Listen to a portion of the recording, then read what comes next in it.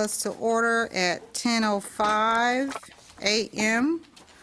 on Thursday, February 28th, for the WECM Advisory Committee meeting of the Coordinating Board. I am Joyce Williams, and so I am the chair, and I officially call the meeting to order. Okay. All right, we're going to do a couple of housekeeping things, and then we will introduce ourselves again to the order. Okay. Yeah, as always, I'd like to remind everybody that we are being webcast live and for recording, so we'll try to be on our best behavior for posterity. When you're speaking, make sure that your microphone is turned on. Press a button to make sure the red light is on. After you're finished, go ahead and turn it off so we don't pick up any stray noises. Again, a reminder for you and also for our audience that we are representing the entire state of Texas and not necessarily your individual institutions. And although the work we do will benefit your institutions, we're looking at the bigger picture of the statewide impact. We have Wi-Fi under Education Go Get It, does not require a password. If you haven't put in we have a lunch tray or some box lunches coming in around 11:30 or 12. If you're going to participate in that, make sure you put in the $10 in the envelope and pass those down to the end of the table so that Valerie can pick those up. You all probably know, but just to remind you, we have restrooms in the middle of, about halfway down the hallway. There's signs on the ceiling that direct you there. And we also have a vending machine just inside the front door behind the security desk. It accepts cash, credit cards, and it has the sodas and additional snacks. Okay, and guess we're ready. We can start with introductions. I want to start on my left down at Troy. Just introduce yourself and what college you're working at. Troy DeFreitas with Austin Community College.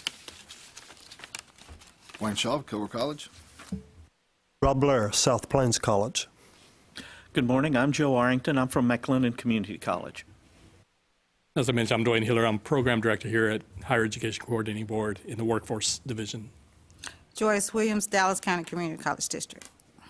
Rhonda Dozier, Texarkana College. Robin Garrett, Central Texas College. Cindy Griffith, Alvin Community College. Linda Head, Lone Star College. Phil Nicotero, Houston Community College. Frank Graves, McLennan Community College, and I'm the TASTE representative. Gary Tomerlin, Deputy Assistant Commissioner here at the Coordinating Board.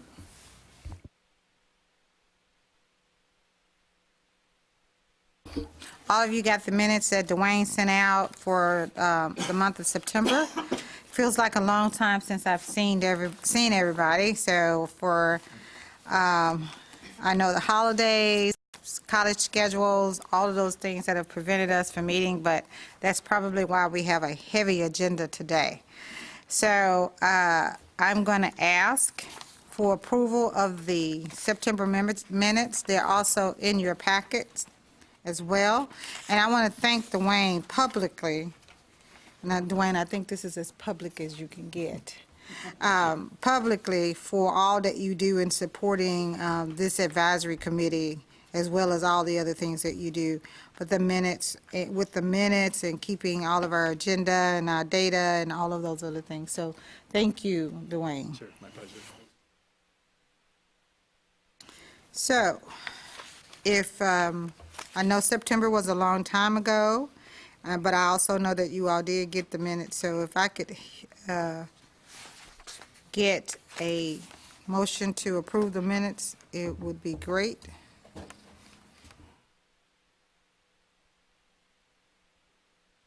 Motion to approve. Thank you. Seconded. It's been moved and seconded that the minutes be approved as read. Can I have a confirmation of that with a vote of saying aye? Aye. Aye. Okay. Aye. Who do we have on the phone? I'm sorry, we didn't introduce I'm sorry, you. Mary, go ahead and introduce. Mary, go ahead and introduce yourself. This is Mary Adams at Texas State Technical College. Okay. Hey, Mary, thank you. Sorry, we forgot that you were on the phone. No problem. All right. And Cindy will be joining us. She's on the way. She's also in traffic. Again, so it's been moved and seconded and confirmed that the minutes will be approved as read. Thank you very much. Madam Chair, if I may,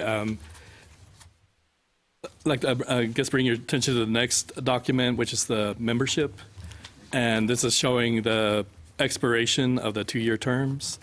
And from, I don't know if it was last May or earlier, I asked each of you, and you confirmed that you would like to renew for another 2-year term. And this is just to verify if anyone has changed their mind since then. And Mary, I don't know if you've got this, but you're on a 2-year term, and could you confirm that you are willing to renew that for another 2-year term? Yes, sir, that would be good. Thank you. Thank you, Mary. And otherwise, that's just an informational, and just let me know if anything's... Just to clarify, what Dwayne is asking for you to self-nominate yourselves to be considered by the board for another term. Thanks. So just for the public record, can we just go down this and just ask again for confirmation? Rob, are you saying yes, you're going to renew? Okay. Cindy's not here, but she's coming. I'm just going down here. Troy, Yes, I already knew. Thank you. Rhonda? Can I get back? Okay, that's a question mark. Okay. Okay. Linda? Yes. Dwayne? Yes.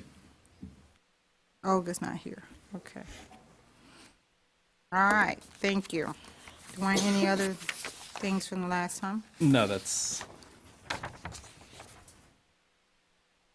Do we have any public testimony from any people who've asked for? Okay, yeah, we haven't received any intent for public testimony, but just a reminder, if you have any comments about this meeting or anything to do with the WECM Advisory Committee, there's an email address called wecm@thecb.state.tx.us, and you can send in comments or suggestions through that email address.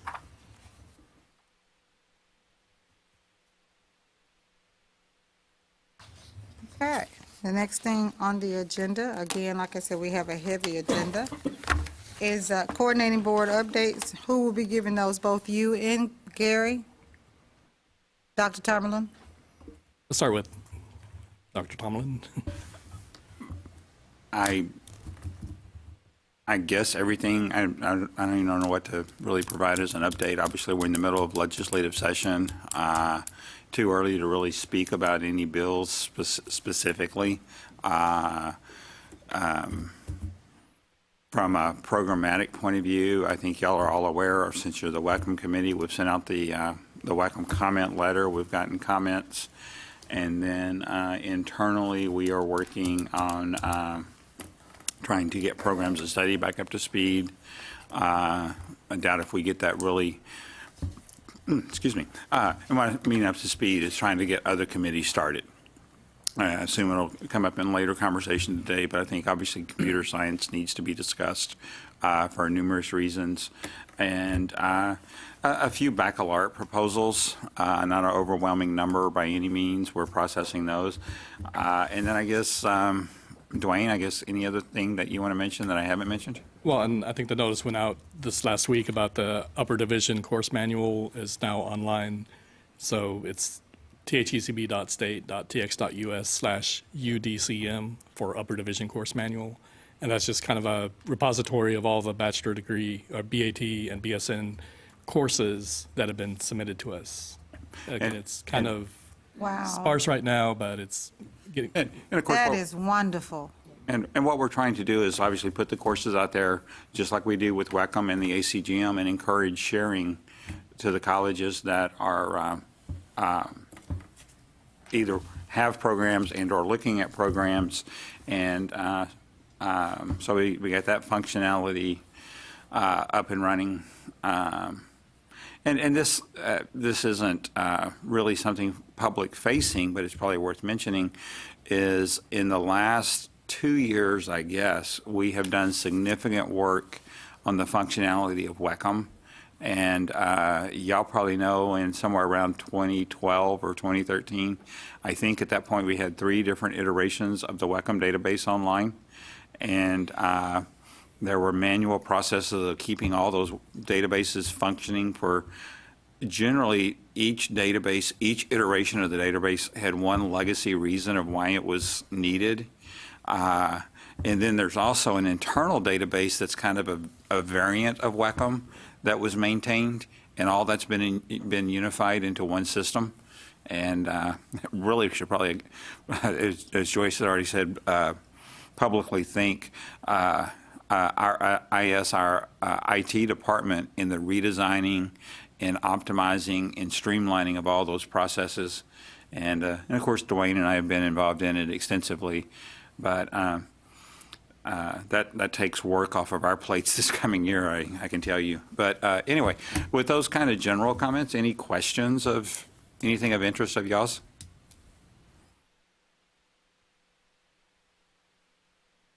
Anybody have questions for Gary? Dwayne, do you have anything else to add as an update? I think that's pretty much all I have. Thanks. Okay, no questions for the coordinating board today? Wow. You all did miss October and November and December. Okay, all right.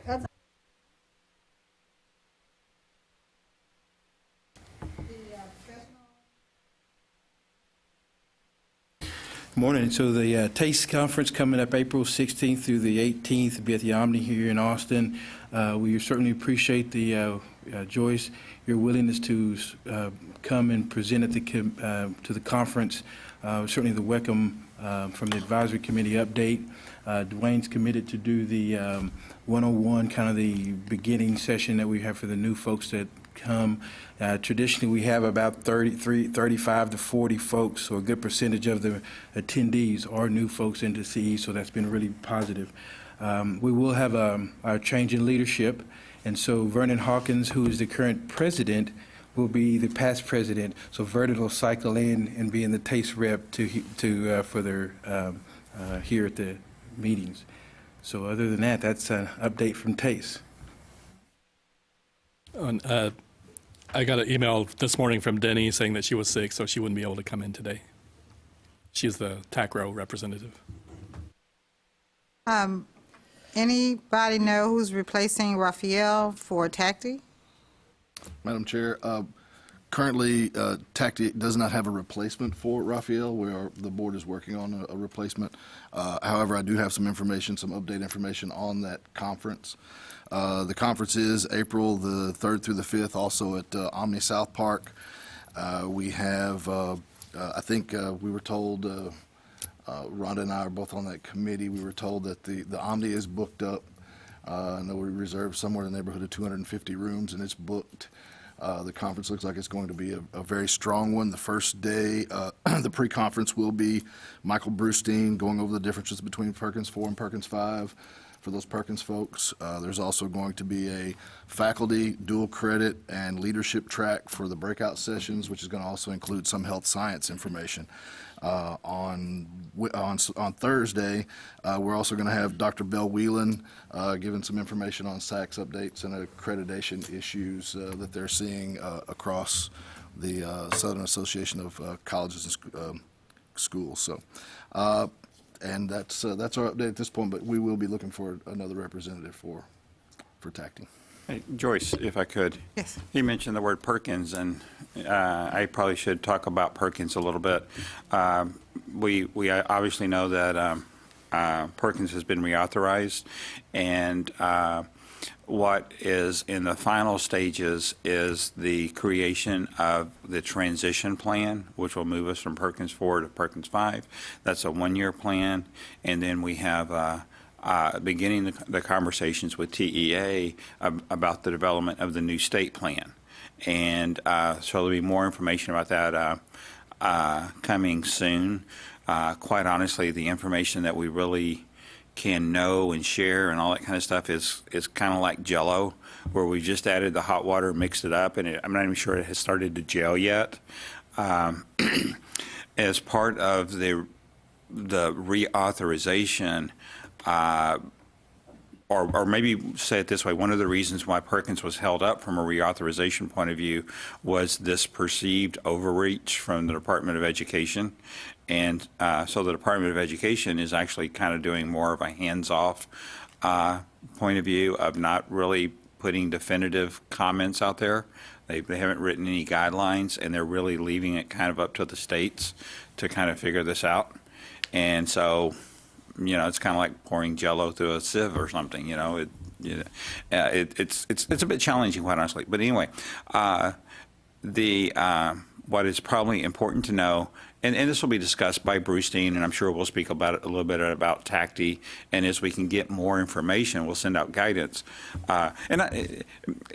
It's not more information. We know a lot about it already. Obviously, the statute is the statute, but as we can codify more of this, as we can get something solid that we can really tell y'all, because right now there's not a whole lot we can tell you that is solid, other than the transition plan is in the final stages of being developed, and then the new 4-year plan will be developed, and then we'll phase in from the reporting dates. This fall, we'll still report under Perkins 4, the existing data structures. There'll be new data structures in the new plan, the new 4-year plan. And then a piece that y'all might need to know about and go to your institutions is you have to do a local needs analysis. And by the new statute, there's a requirement of a local needs analysis. And I'm going to say I'm paraphrasing as opposed to quoting, but it has to do, and it says something to the effect of not less than every 2 years, the local recipient has to do a needs analysis. And so you're supposed to be focusing your application or your plan on meeting the needs, and how does that tie together.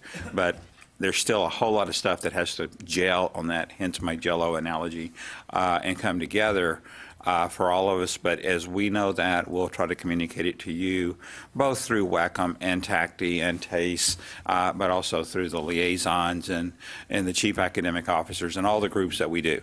And we had a meeting probably 3 weeks ago, perhaps, about trying to send some kind of memo of kind of the bullet points that I just talked about.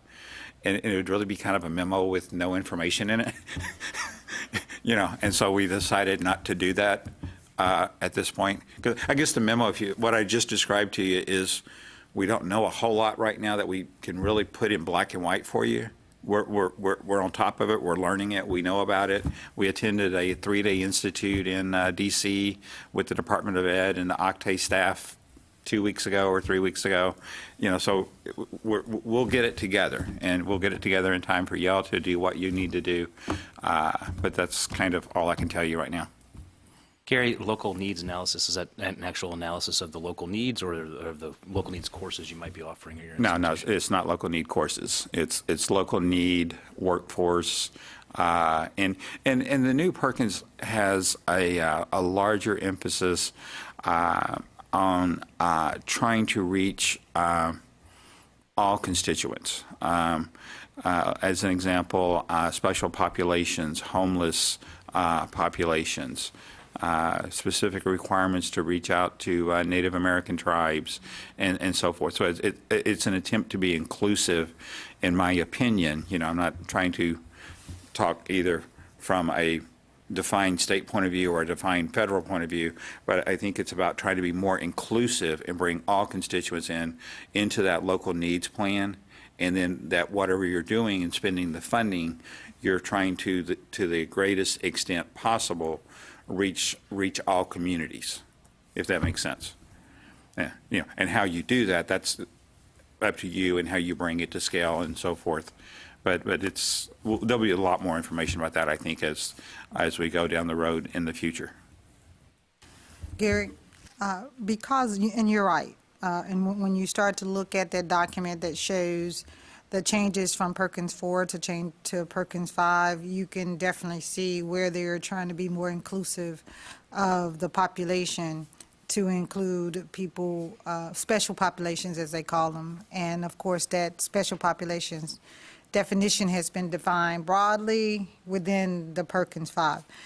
And my question would be, there's always a deadline on the state plan and when the state plan is going to be written.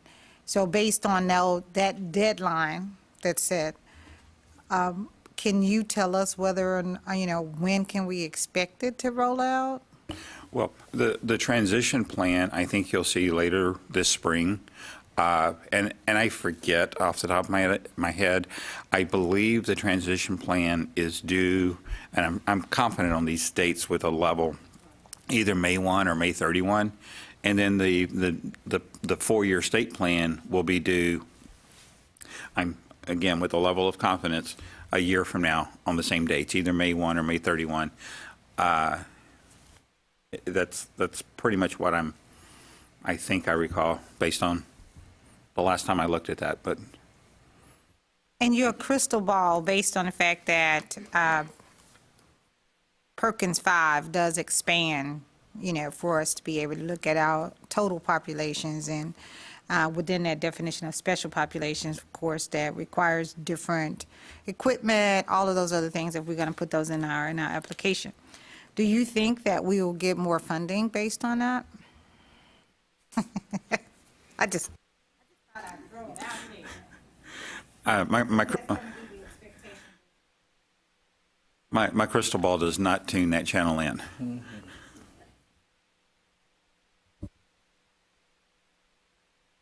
I've got a question for you, Gary. On the Perkins performance measures, the 6 performance measures and assessments, and the application for 1920, so is that going to be under the new Perkins 5, and will it still contain all those assessments, just to let colleges start thinking about the transition that's coming? I'm pretty confident that all the existing performance measures will be in effect for the transition plan, because we'll do the transition plan next year, starting this summer into next fall and so forth. And then the new 4-year plan and the reauthorized Perkins only has 3 performance measures. And so there will be changes, and I don't know. I think it's next week. Maybe it's the week after that. Our data team is getting together and we're discussing the performance measures. And so there's kind of like I described, we're getting our hands around it, trying to figure out how does this all come together. And so hopefully we'll get it done. We have to get it done for y'all. We'll have the information you need in time to do what you need.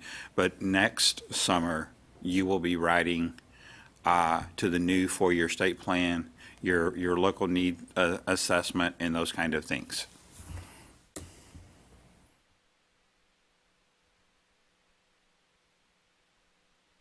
Are there any other questions on Perkins for CB staff?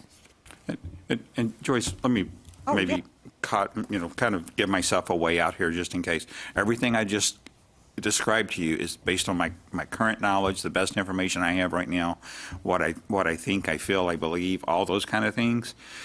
But because some of this stuff is not definitive yet, what I just told you might change a little bit.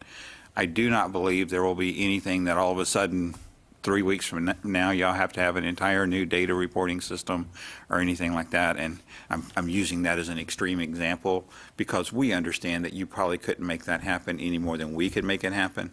But I'm just trying to level the road that there might be a couple of hiccups along the road or a couple of chug holes in the road that we have to deal with. But my point is we will collectively get through it.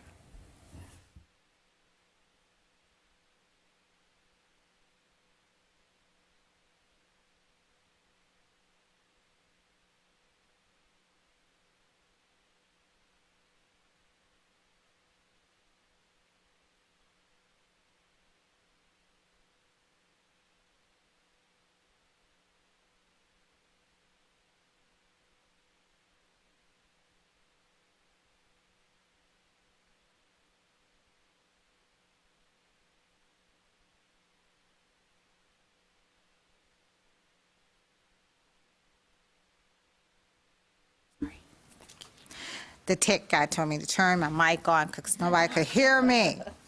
And I'm always thinking I have my teacher voice on. Anyway, I will start over for that reason.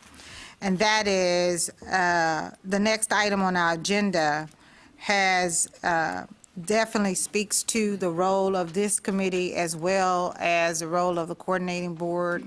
And we had an opportunity on November the 2nd, 2018, to respond to industry needs on a statewide level.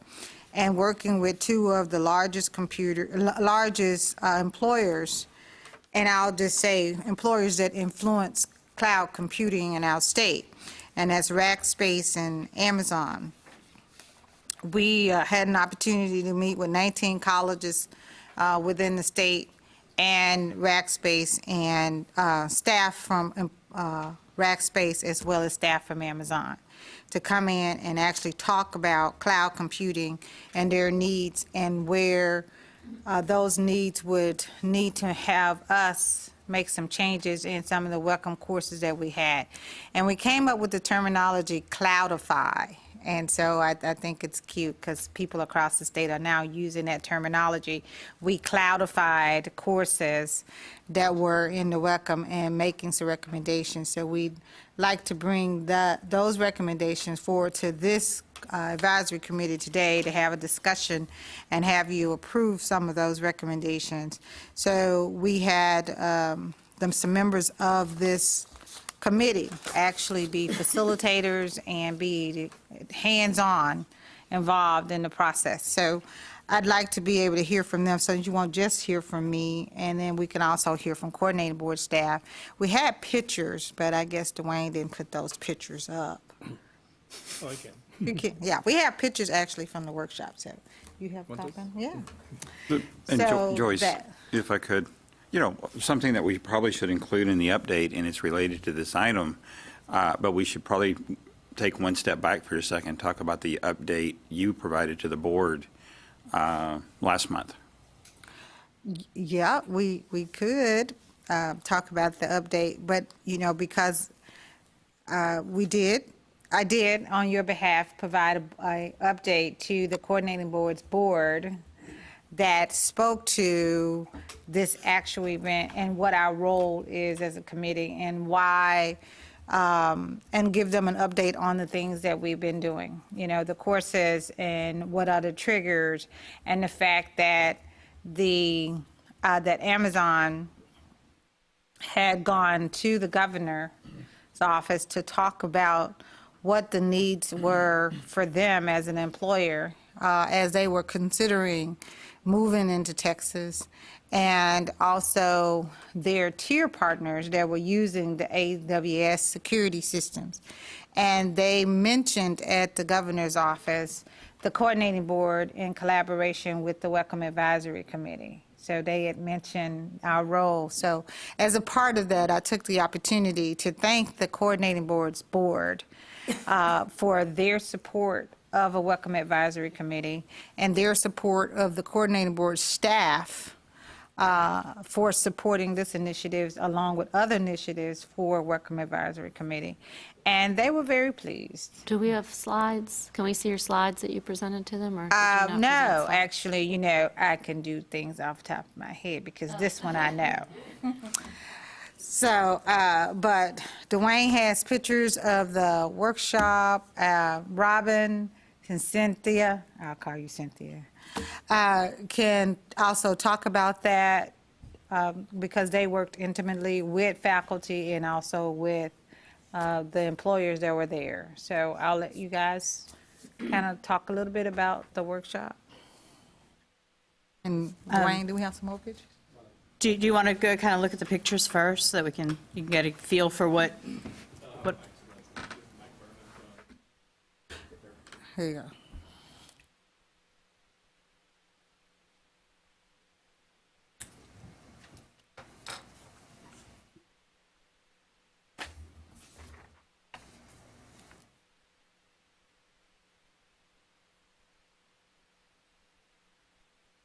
Testing. Can't hear you. Okay, that's Mike Berman.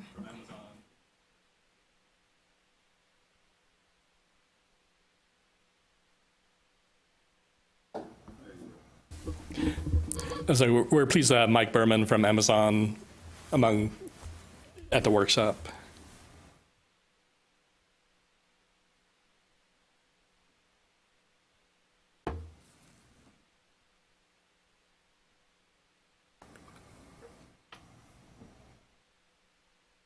a very attentive crowd. We have the representatives from Amazon and can't remember, I think Rackspace pictures. Our crowd again. The faculty from across the state.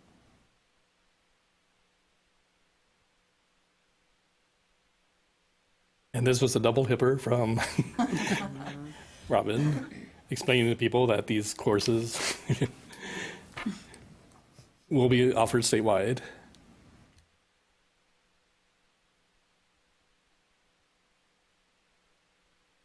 And The guy with the hat right there is from Rackspace, Peter. Right, I think they're from San Antonio, is that right? There he is again. That's it. Mike. I'm on. Thank you. We split the group up into two areas. One area reviewed courses that could be cloudified from the WECM, and then one area, what Cindy took was the most difficult area, where they developed new courses that they're recommending to be put into the WECM. I'll briefly go over the recommendations of the modifications to existing courses that fell into those four pillar areas that are mentioned on your cover sheet about the workshop, operating systems, database, scripting, and security. And they took existing courses and, like I said, cloudified them, and very minimal changes to the courses. So if you look at the paperwork in your packet, the first one says Introduction to Database. What was interesting, they felt that because these courses could be utilized in cloud computing certifications and degrees, but they didn't want to limit or make anybody feel like they couldn't add to it. We all know that information can be added to, learning outcomes can be added, but they wanted to make it clear that it can be to add cloud computing specific information. So they came up with this statement, and we went back and forth between the faculty in the two different rooms to kind of finalize this statement called Topics May Adapt to Changes in Industry Practices. And they wanted that added to each of these courses so that we can add new and greater things as they come up. Other than that, you can see some of the changes. They changed certain terminology, but it was very minimal. And they felt that these courses would be very helpful within any certificate or degree program in cloud computing. Cindy, do you want to talk about the new courses? So, as Robin explained, I was serving as a facilitator for industry partners and subject matter experts regarding courses that did not have content contained within our WECM courses, and so these are new and proposed local need courses. And these include the fundamentals of cloud computing, cloud deployment and infrastructure management, advanced cloud concepts, and application development for the cloud. And if I could, Madam Chair and committee members, just bring forth a concern that I had from working in that group, and that is that in our future workshops that we really need to consider that critical need for our data specialists that we had in previous workshops whenever we were under the old model. And the reason this became so much of a concern is because instead of having a data specialist there to enter all of the new course information, we were having to use a subject matter expert or a couple of them in order to be our data specialist. So that means that they couldn't be actively really involved in the conversation. And that was of concern. And also, it was difficult as a facilitator to facilitate the group itself of those industry partners and SMEs not really knowing how everything was. It was just a very different concept that I hope that we can consider moving back to the structure that we had in our older workshops. So noted. They did a lot of great work in there, but due to the issue that I just brought forward, you'll note in that the the format itself of these new courses looks different than if you look across at our WECM courses that were proposed for revisions. And that's because, again, those SMEs were doing the best job that they could, but we didn't have the format in order to be using that. Thank you. Mary, are you still on the line with us? I sure am. Okay. And Mary may or may not be able to give you an update on TSTC. TSTC also, I had an opportunity to work with some faculty at TSTC on this week, along with some Amazon staff who came down to Dallas to talk about cloud computing. It's my understanding that TSTC has submitted a proposed Associates of Applied Science degree in cloud computing, and they have looked at some local needs courses as well. So, Mary, do you know anything about that?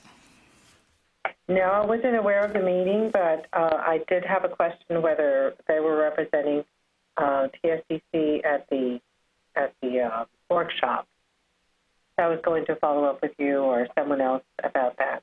Right, and so that's the other reason I wanted to make sure that that there was a clear understanding that TSTC is involved in the process as we talk about this structure.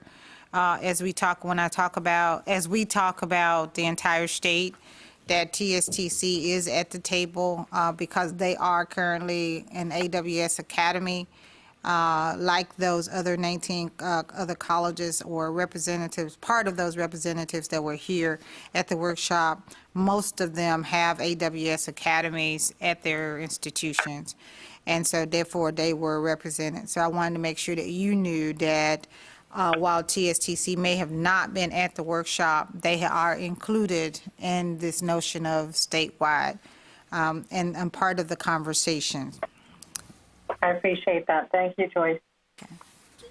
Chairwoman, may I give some input, please? Yeah. I just want to make sure you're all aware that Collin County, with Amber Healer, leads the NSF grant for computer technology, and they just completed a similar kind of workshop and brought in about 19 different companies nationally. It might be worth, before final decisions are made, just to, I don't know if we have time, if colleges want to input this for the fall, but Ann's done an excellent job in bringing together a really a larger group of companies to get broader impact. I spoke to Ann and actually saw Ann in San Diego. The NSF grant is focused on convergence technology, which is totally different from cloud. And also wanted to tell you that the representative that's on this advisory committee was also a facilitator who was at the WECM workshop that we had for cloud computing. So, yeah, so it probably would not merge with this one because their direction is convergence, and it has been, she's been in convergence for lots of years. Yeah, but when we had the Houston regional meeting last year with all the community colleges in Houston, we covered all of it. Well, you just mentioned her grant Okay. as a need, and I'm just saying Okay. that grant focuses on convergence. But there was a Collin County person that was at the meeting, so they're involved in cloud computing. And I also met with their president about a month ago as well. So again, as I've stated, that the role of this advisory committee and the coordinating board to look at employer needs and react to that as a state and how we can, as an advisory committee on behalf of the state, hear employers be able to respond quickly. And the point was that we responded, and Amazon said that we responded faster than California. So that felt good, that Texas did something faster than California. And we've done it in 6 weeks. The other recommendation. And California took how long? No, we did it in 6 weeks. In California? California took 18 months. I thought it was 2.5 years, but Yeah, 18, regardless. 18 months. California took 18 months to do what they needed to do, but they were trying to bring on, a lot more community colleges, but we've done it in 6 weeks. We've convened in 6 weeks. And because of our ability to rapidly respond and be as flexible and agile as possible, Amazon has committed to Texas and to this coordinating board, and they've been in conversations with Gary constantly about what advice can he give them about talking to the governor about the needs of community colleges in Texas, because they had an opportunity to influence legislative dollars in California that came to community colleges in California. And so they want to see if they can have that same influence in Texas. So they've been talking to Gary and, of course, others around the state to see what type of influence that they can then provide. Because of the fact that they agree that this should not be an Amazon-focused AAS degree, and because Amazon is not the only employer in the state of Texas that uses cloud, they advised us that we need to make sure that if we are going to form a degree, that it is a degree that not only speaks to AWS cloud computing, but it speaks also to Azure, which is under Microsoft. It speaks to Google Cloud. It speaks to IBM, because those are all that a student can be well-rounded so that they can go and be employable anywhere within the state. A couple of other recommendations that they've done and that they have committed to. They have committed to being able to train and provide training free of charge to any community college faculty that wanted to get certified as an AWS instructor. If your institution is a AWS Academy, and the AWS Academy is free of charge, if they are an AWS Academy and you want your instructors to be certified, they have agreed to provide that training, that professional development training, free. They will host a professional training for faculty that want to be certified this June. So I'm going to work with the coordinating board to figure out how we can set that up so that community college faculty that want to participate in that, it'll be a 3-day workshop. And so we have not picked a location where it can be held, but I do have a commitment from Amazon that they will provide that training free of charge. So there was one more recommendation that came out of this, since we were looking at the need across the state. And again, as Dwayne reminded us at the opening of this meeting, that we are here to represent the state. And that is that we look at the opportunity for a program of study that will focus on cloud computing. And so I'm bringing that forth to you as a committee to find out to ask the coordinating board staff, as they have the leadership of the program of study, for consideration of the fact of adding in the cloud computing to the program of study process, whether we integrate that into the computer science program of study, or we do it as a standalone program of study.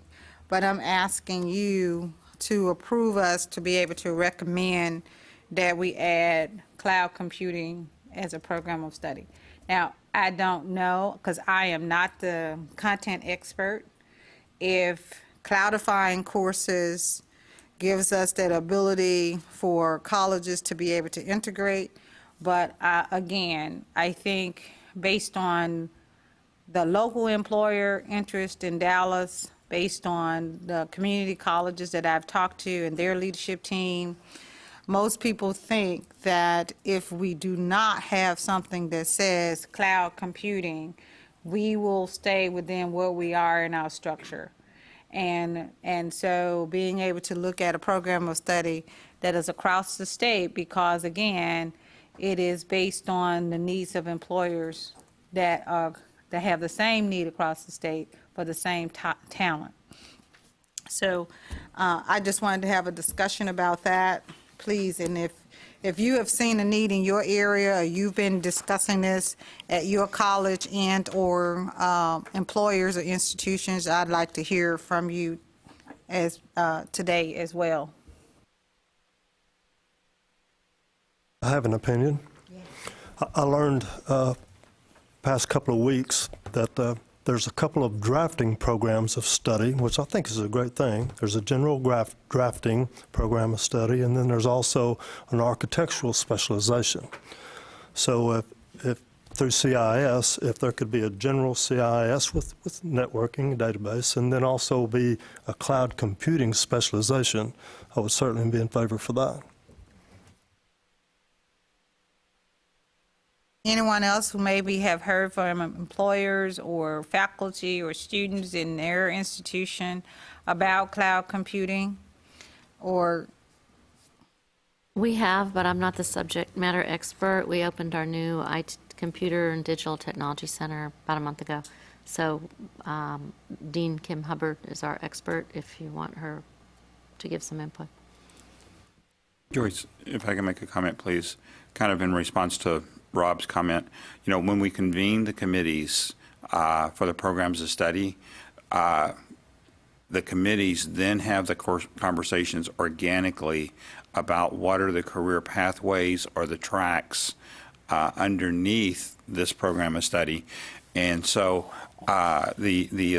my assumption is once we get computer science seated, then that, here, let's put it this way, not speaking from the board, but speaking from my experience and expertise as a computer science person, that I know there are multiple pathways within computer science at the associate degree level, that cloud computing is not all-encompassing of computer science at a community college. So I assume that there would be multiple pathways. And so based upon my experience as a computer science person, I have that thought in my head of once we get that committee convened, and I would assume the committee would perhaps have similar thoughts. But that's kind of organically how the drafting committee, architecture and construction did. They're like, well, we have to have pathways within this. And so I would assume computer science would have a similar conversation. We were very fortunate at Central Texas College to have our department chair, Dr. Catherine Oser, at the cloud computing workshop, and she brought back what she learned from the industry experts to the advisory board for Central Texas College, the industry professionals that serve on those advisory boards. And based on their knowledge and the knowledge that she gained from the workshop, she just proposed last week a change to our cloud computing certificate. However, obviously, it doesn't contain the new courses or any of the things that we're trying to get into the WECM right now. So I fully support a program of study workshop to standardize as much as possible some sort of cloud computing certificate, degree, whatever it goes to, across the state, so that we don't have a bunch of different students coming out with different skills. the employers were very clear about that. So at this point in time, I think the coordinating board wants us to recommend from this committee about these courses these changes, approving these changes, as well as the new courses being added to the WECM. I think That's what you're asking our recommendation. Okay. So you want us to take them separate, or if you want us to take them total as a recommendation? How do you want us to do this? How do you want to hear the recommendation? Okay, well, the course revisions are pretty much a straightforward, I guess, recommendation for approval. The new courses, we might still need a little work because we still need to, like, assign rubrics or either a new rubric or an existing rubric and the course numbers. So we'll just do And it general. Okay. so I guess at some point we just need to come together and recommend those. But for the revisions, they're pretty much straightforward Okay. recommendation. Okay. So we're going to take these probably a little bit separately so that because we want to get this moving. So we're going to go ahead and take the revisions first. And all of you have heard Robin speak about her leadership in this and the courses, how they were cloudified to change those descriptions of existing courses. And I think didn't we also archive some courses? We didn't archive that 2013, 2008 course? 2003. Yeah, unfortunately, that wasn't part of 15 the years purview ago. of that group. Okay. So, And I mean, if I can we didn't make- really have enough people who actually taught. We had one person who taught that course, but we didn't Okay. really have enough representation from the state. We could probably recommend that we just remove the year from that course title, and that would probably solve a lot of that problem. But Which course is that, Dwayne? so it's a Microsoft server implementing something like designing and no, it's not this. It's not in your Designing and packet. It's not in your implementing packet. Microsoft Server 2003 or something like that.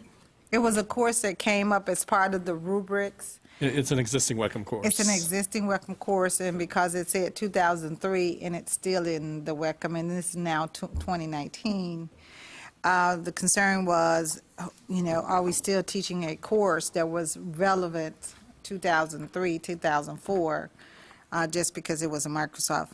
So again, as Dwayne has explained, that we did not have enough of the subject matter content experts that actually taught that course, and therefore we did not want to remove it from the WECM from that point. You had something to say, Gary? Yes. And I understand not removing from WECM arbitrarily. As we have discussed this migration over the last 2 or 3 years or 4 years, however long it's been, we've always talked about being surgical, being precise, being accurate, efficient, all those kind of things, and not arbitrary at all.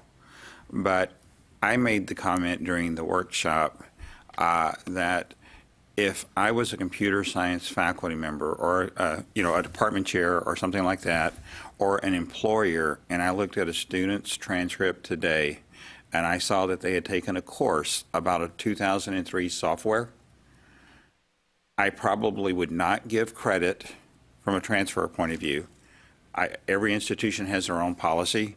Generally, you're looking for courses to be relevant within 5 years, perhaps 10 years. In either case, it would not count and apply. And I think one of the questions that is always center in our conversations here at this agency is, how does this impact students? How does this serve students? And if we're enrolling students in courses with technology that is 15 years old, unless it's still the most current technology, there might be a case of that. But I think that one of the questions that we have asked this group and will continue to ask this group is, how do we get past that just because of one person, one group, one whatever, and when I say one, it could be 3 or 5, but if it's obsolete, how do we keep the inventory current for employers and students? And I will, one last comment and I'll be quiet. Generally software is backwards compatible, meaning what you can do in this version, you can do in that version. And I would point back to when we got Windows 95 and Office 95, we probably still have 99% of the functionality, but it's not forward compatible, meaning that stuff you can do in 2000 and the current version, Windows 10 or whatever it is, you can't do with Windows 95. And so being state-of-the-art with Windows 95 is probably not a skill that an employer would look at today. And so when we have courses that are anchored back there in time, and you know, Dwayne's comment of just take 2003 out of there and talk about a course implementing server, are you teaching the current? But that's a local decision, and I'm not telling you got to go buy the latest, greatest version of server, but I think that's something that y'all need to look at from a protocol point of view of how to address issues like this. Thank you, Gary.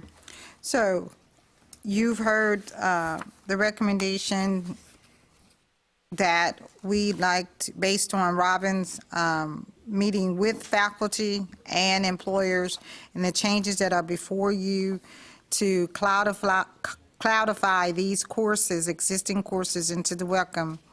I would like to get a motion to approve that these changes be made to existing courses in the WECM as specified in the following documents. Madam Chair, so Okay.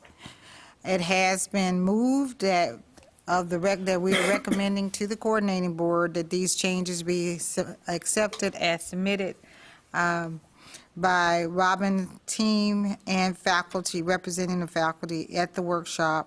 Can I get a second, please? A second. It's been moved and second.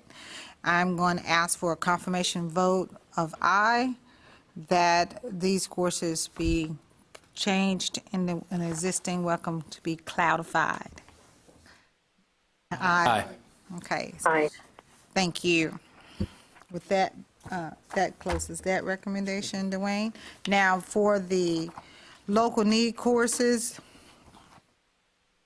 that was led by Cindy, and I think James participated as well. No, okay, by Cindy. Yeah, I was just going to say, we can maybe have a small huddle during lunch and come up with a recommendation after lunch for that. Yeah, I was just going to do it as a general one that we allow the coordinating board to assign numbers. That'll work. Yeah, okay. Could you let me run my meeting? Okay, so I'd like to be able to recommend, because these recommend that these local need courses as new courses as presented by Cindy, led by a team led by Cindy Griffith and the 19 faculty across the state, as well as the employer group. I'd like to recommend that these new courses be put into the WECM based on us also allowing the coordinating board the discretion of assigning new course numbers and allowing them to have grammatical changes, to be able to format them as the courses are existing in the WECM. So can I get a motion for that recommendation? I see 4 courses that are listed here. I move that we accept the courses as presented with the caveat for modifications based on structure, look, grammar, rubric, and number By the coordinating board. by the coordinating board.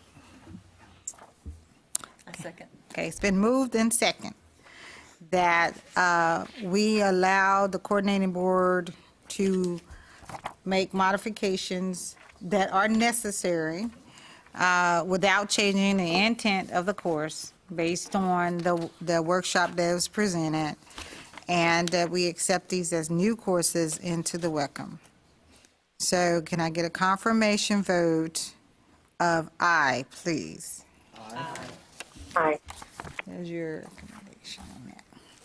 Now, the other recommendation that is not here noted that Dwayne did not ask for, but we are going to recommend anyway, is that the coordinating board does consider the cloud as a program of study to be added to either under the existing caveat for the computer science or as standalone.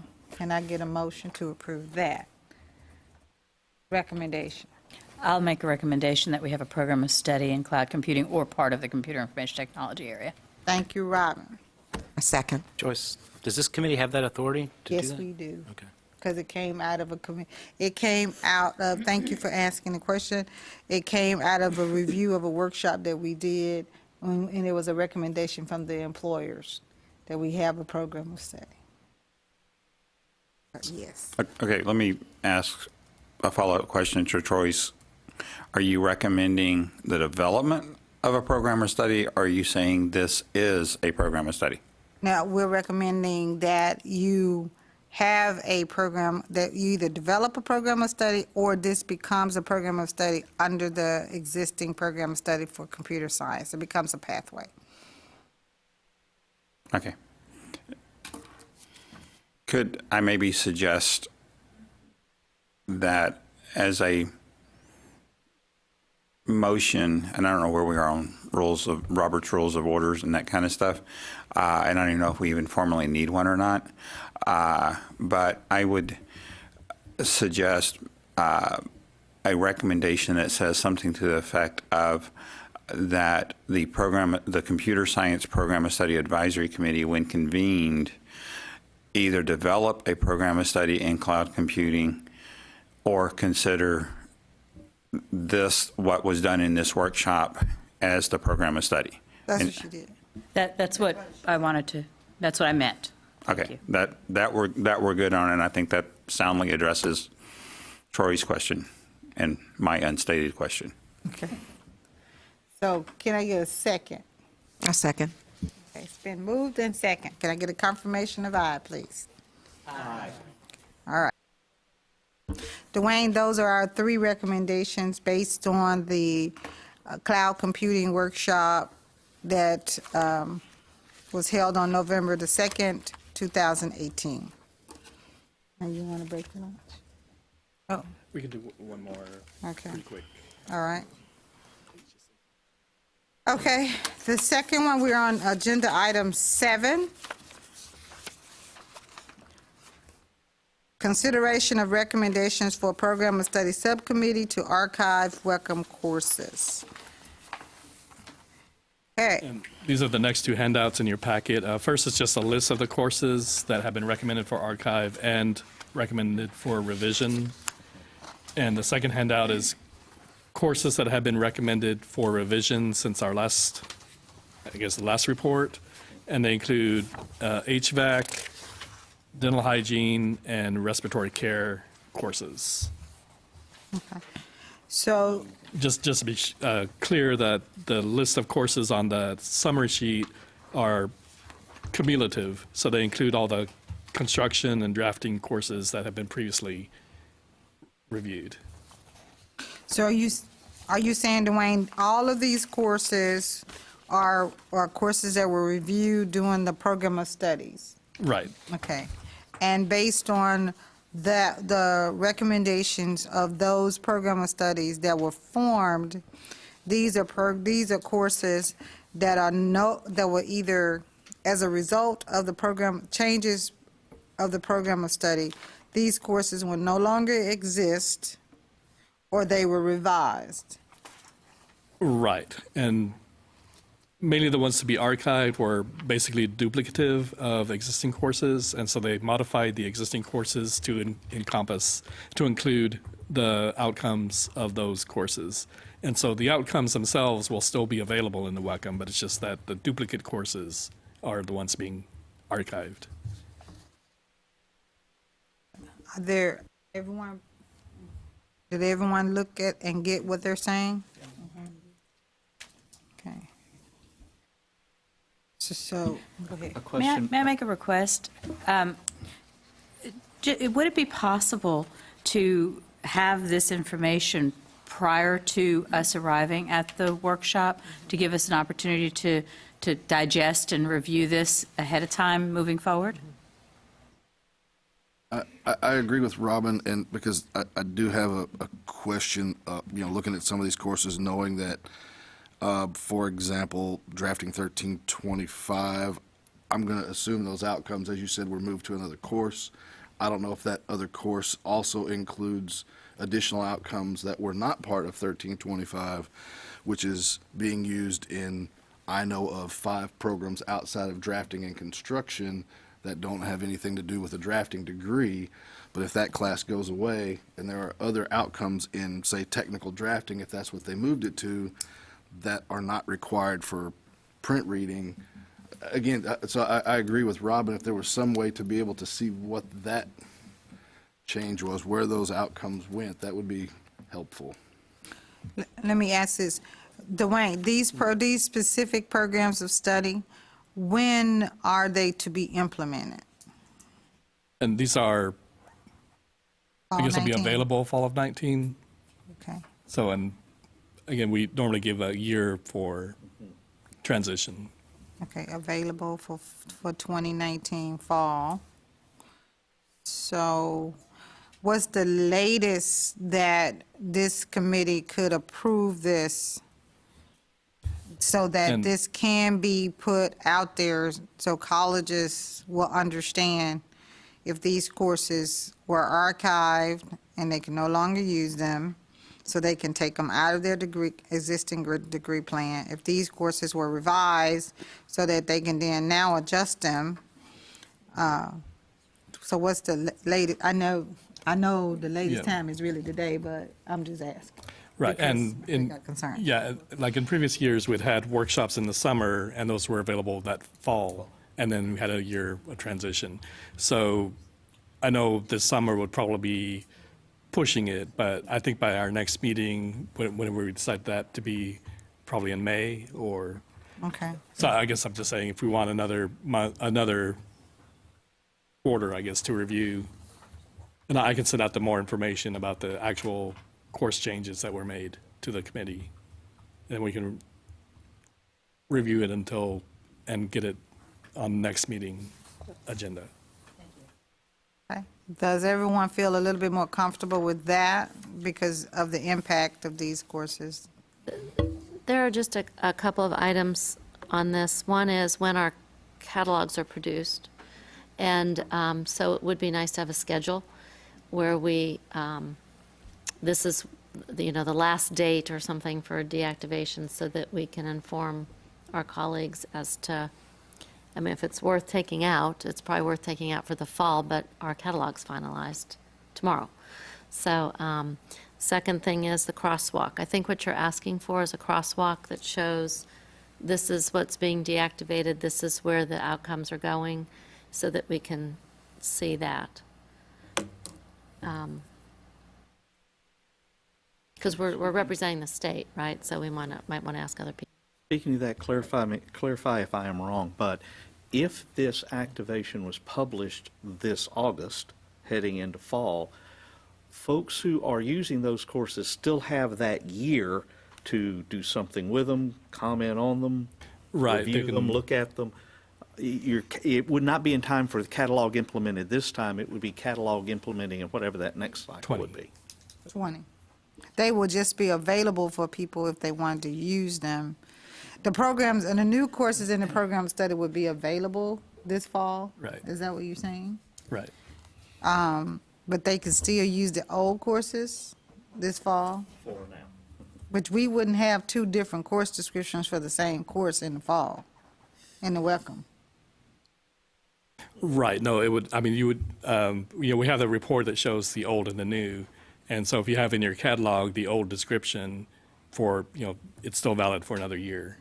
And if I could, Joyce, and Dwayne kind of said this, and of course y'all all know this, historically, the revisions were not finalized until perhaps August.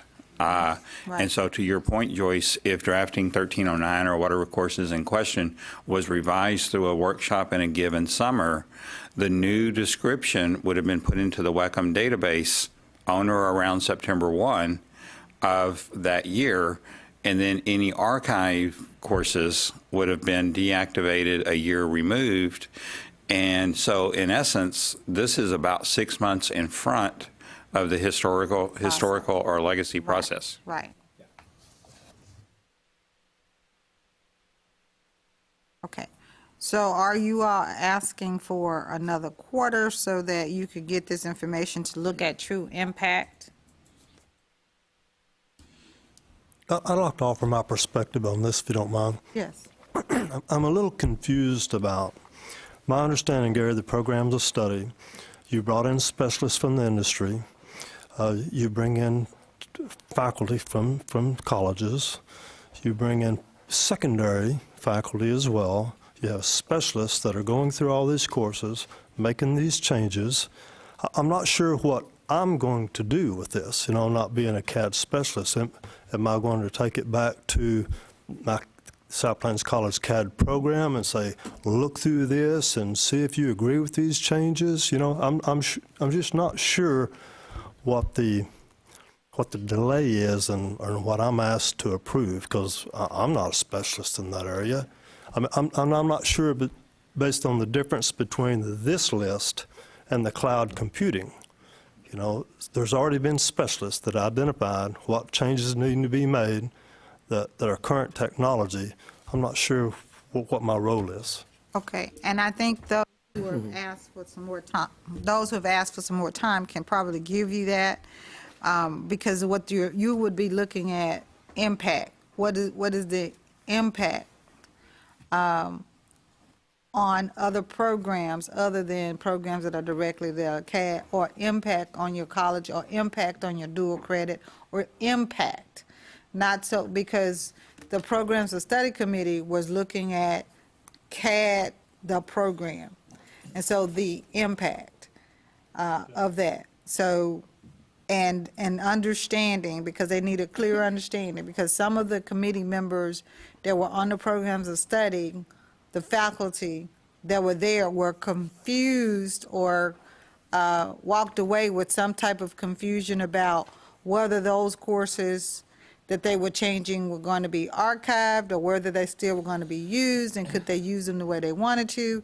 So this clarifies, the coordinating board is clarifying this with this document to have all faculty who are part of the program of study understand that courses that they changed and revised to move to other courses, those existing courses are no longer going to be used, just like it was a normal process. However, they did not talk about impact outside of those programs. So if anyone else can add on to that, please take the opportunity to do that. But you will not be questioning whether or not these were the right thing to do. But what is the total impact to your institution, whether it's dual credit, whether it's just about that, but also having an understanding for those faculty that participated in the program of study. Because I think this document now clarifies it for the faculty that participated in the program of study, so that they can understand that when they say, well, we're going to take these two courses and we're going to combine it, because I've read their minutes, that we're going to combine it to this one course, to make this one course. I don't think they understood that that course was going away that they took to combine it to this one. They thought, oh, well, I can still use it. Well, that's not true. If you moved it and it's now over here, it goes away.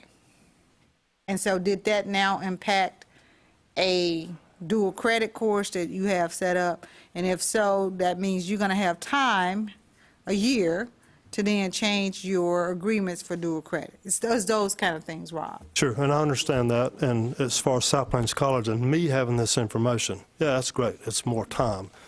Other colleges, other than us, won't have, my understanding. So the sooner you get it out there, or the sooner you allow all colleges, and I said the term "I" earlier, so I'm thinking all colleges, to understand this information and know what the impact's coming, then that's great. Yeah. But just me having this, well, that helps South Plains College. I'm not sure how it helps other colleges. Joyce, I second everything that you said. That's exactly what my intent was, asking for time to review this. And Rob, you had asked what's the difference between this and the cloud computing, what we just approved with cloud computing. And the difference I see is in the cloud computing, we slightly modified some courses, which is the bottom half of this, courses to be revised.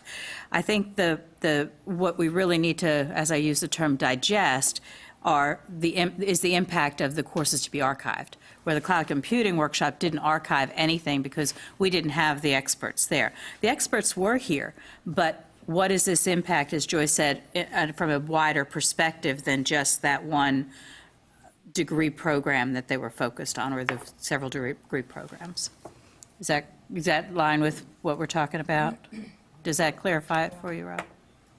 Right. And I agree with Robin as well. It's mainly the archived part. I have absolutely no problem with what the specialist came up with for a program of study. They are by far the specialist, and again, it's just that outreaching impact that I want to make sure we haven't created a problem with. Can I add, maybe it would be helpful if we knew which courses that are going to be available, in place of this. Yeah. If I could make a comment, and maybe, Rob, I think, directed his initial question to me, and, Joyce spoke for me so eloquently. I could have never done as good a job. But I believe we provided all the program of study, course revisions, and so forth, perhaps as much as a year ago to this committee. And when I say a year, either a year or 9 months, I'm not going to, be a stick in the mud and say I know it was a year ago, because I don't know that definitively. And they were published for public comment.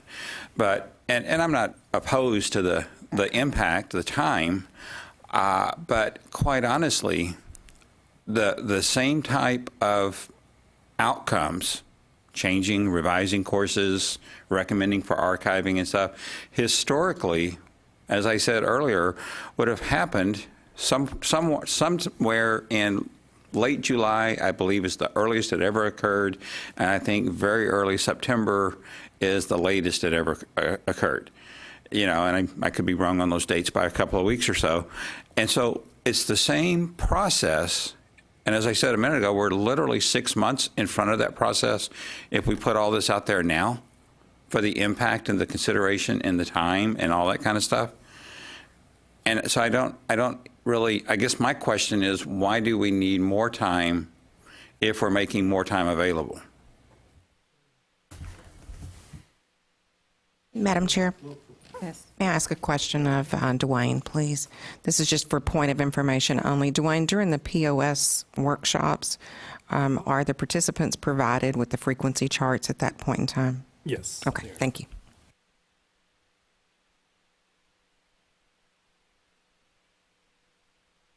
Any other clarifications that are needed? I guess, Gary, to kind of answer your question, is if I vote on this to be archived today, and I go back and I have 5 programs that cannot adapt technical drafting into their program because I archived this today, then I don't have an opportunity to bring it back. If I wait, now that we know that, and I'm assuming that that's where they moved it to, I don't know, because while we did see the programs of study, I don't know if we saw the actual course changes. If we did, maybe I missed them. If it was 9 months or a year ago, maybe I forgot I've seen them. But if I vote to archive this today, is there a process to bring it back? I mean, if we find out that technical drafting isn't going to work for welding, instrumentation, HVAC, corrosion technology, and the other programs that are using that course outside of the drafting area. Well, and I think there's kind of multiple questions in play here. The rubric experts have always been the owner of that rubric. The draftsmen own draftsmen, the mathematicians own math, so forth and so on, and that's how we've gone down the road. It would be scary if I wrote a nursing course, probably. But I attempted to write a nursing course, the one that'd be somehow modified into a snippet, and like Gary's going to write a nursing course. But so from a fit point of view, you've always had to deal with that as an issue anyway, throughout history. One of the comments at the cloud computing conversation, and I think Robin or Joyce read it, I'm not real sure who read it, but the sentence added to the course description about something, whatever it is, paraphrase it, topics may change as industry change, and we're not talking about wholesale change of a course by any means. But there was a Joyce, Robin, and I, and others, as we had our heads together, we talked about what if that was added to every WECM course, and I hope that this group considers maybe not that absolute sentence, but either maybe I should say a discipline appropriate sentence of, we've always said you can add to a WECM course, but let's try to figure out how to put a sentence in there that clearly states that. I mean, we don't want to we don't want to overreach, obviously, but that's one thing I think would address part of what you're talking about from an impact point of view. But then I think, and I'll have to go back to talk to Rex on this, concerning the archiving, I think that perhaps with the Program of Study Committee already recommending these for archiving, these courses may already be in an archive pending status. We haven't done anything in the database or anything like that, but a field of study committee can recommend, as an example, a field of study committee can recommend ACGM courses either for archiving, modification, and that kind of stuff. And so it's kind of, if we're doing these larger kind of revisions, as opposed to perhaps more singular revisions that we have historically done, then there's going to be some kind of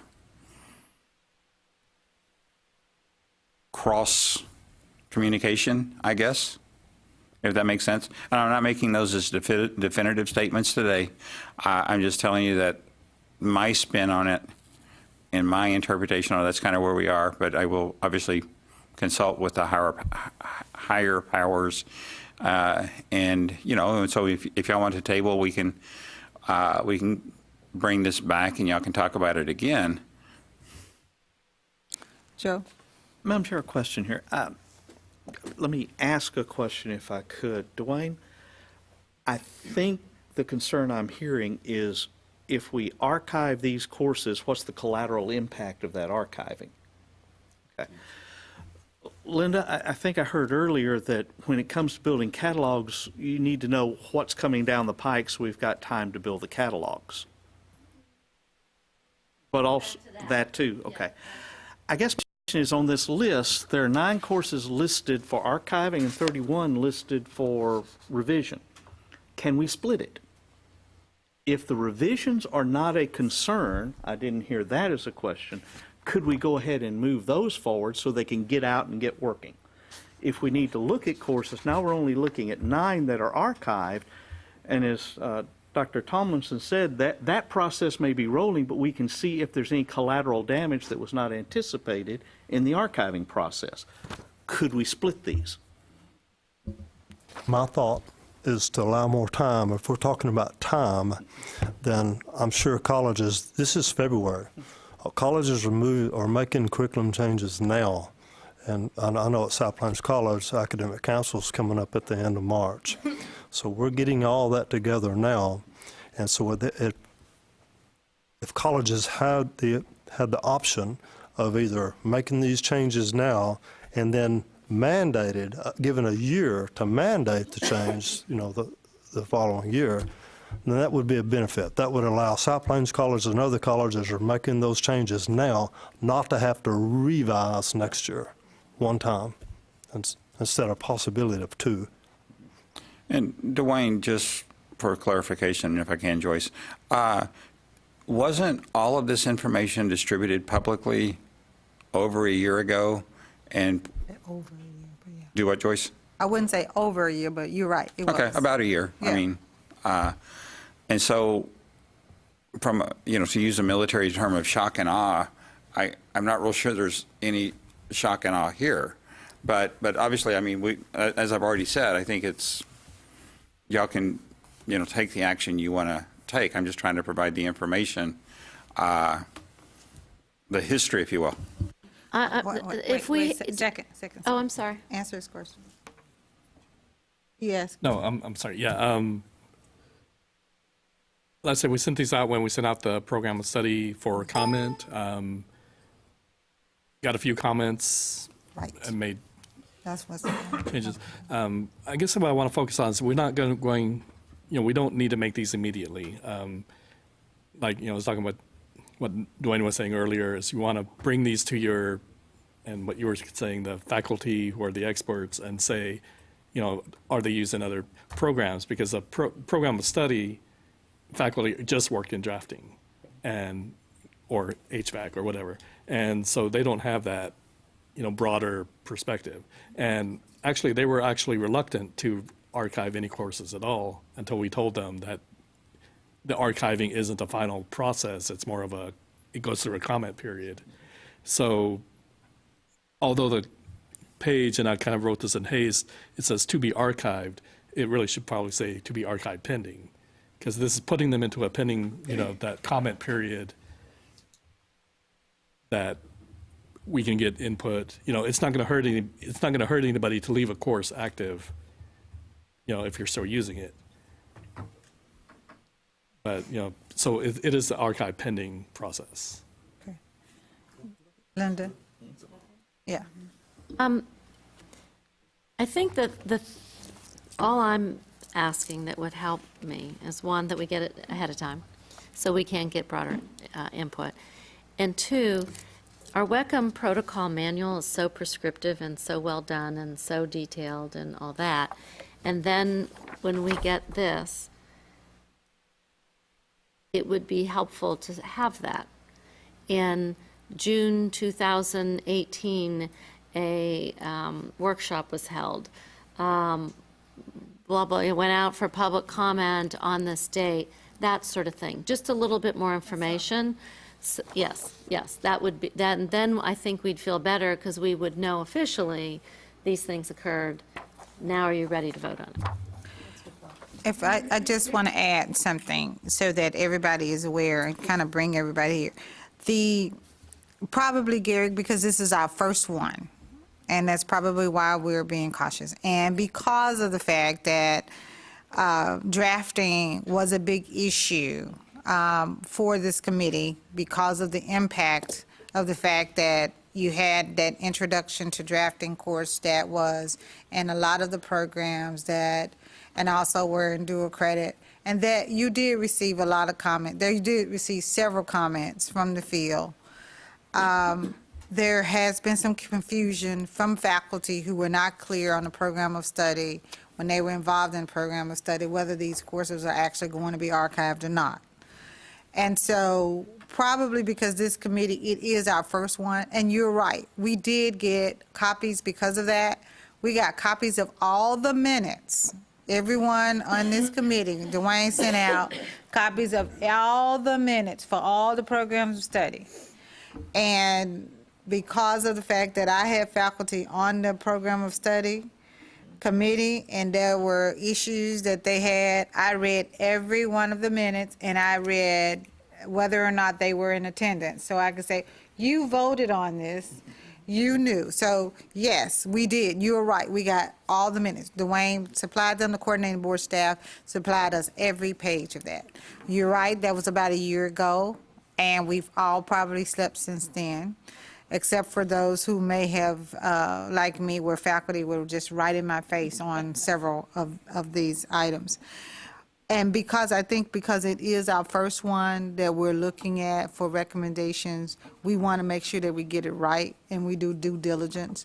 But I think after we do this one, we can then set up a process in which it is clear that when it does come to this committee, that we've all then been able to go back and look at those minutes that you've sent us. We know it's coming up.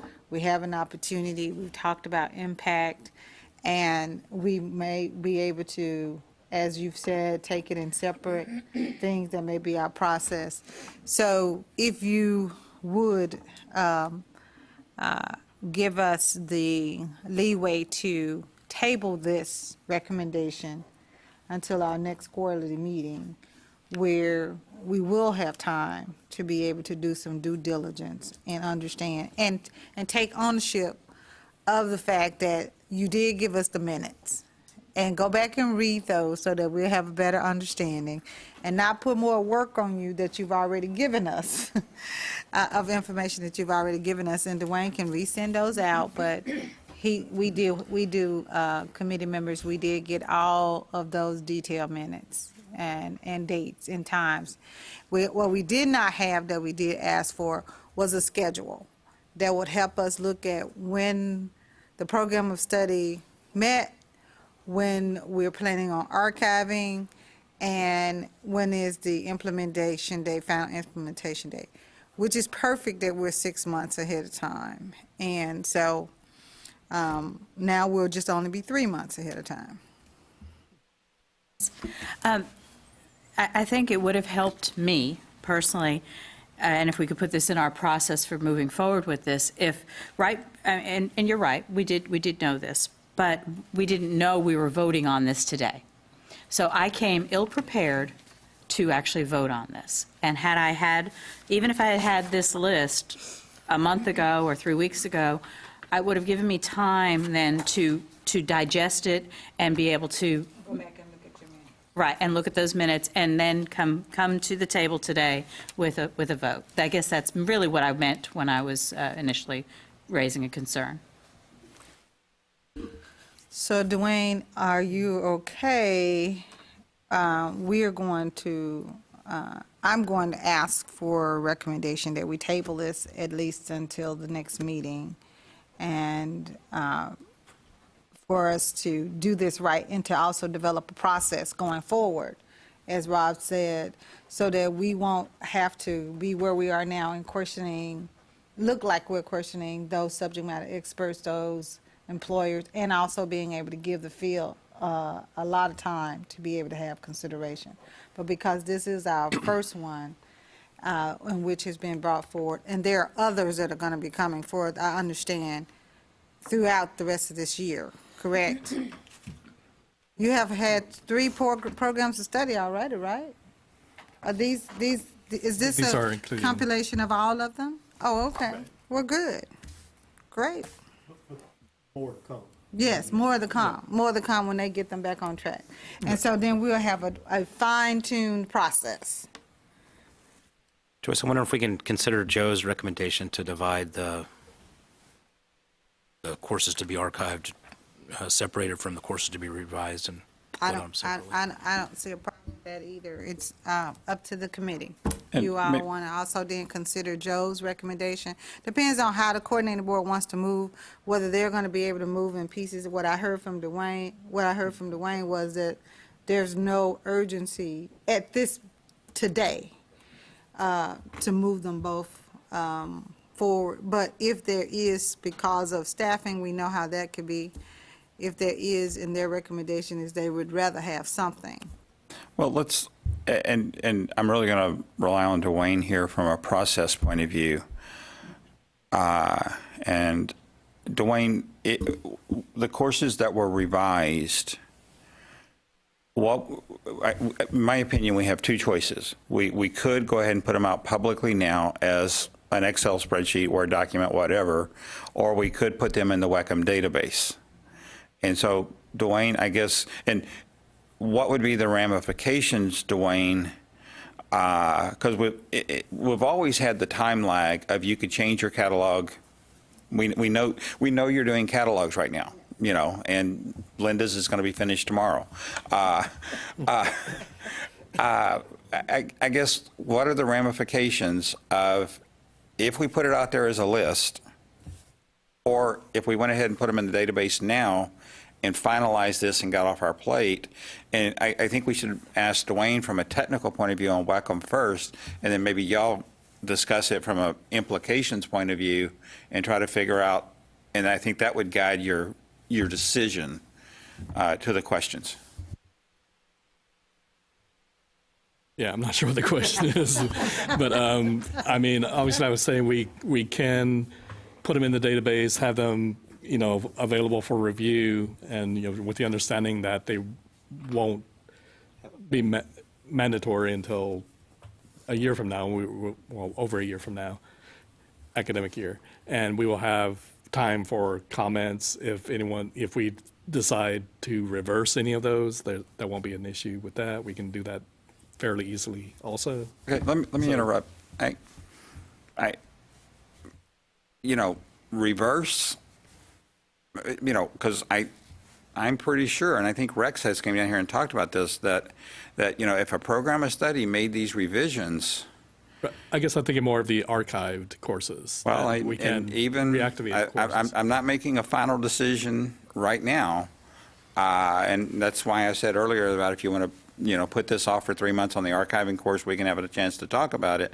But if the program of study committee archived these, and then having another committee undo that committee's work, that's a process that is time-consuming and doesn't net us anything. And so, but let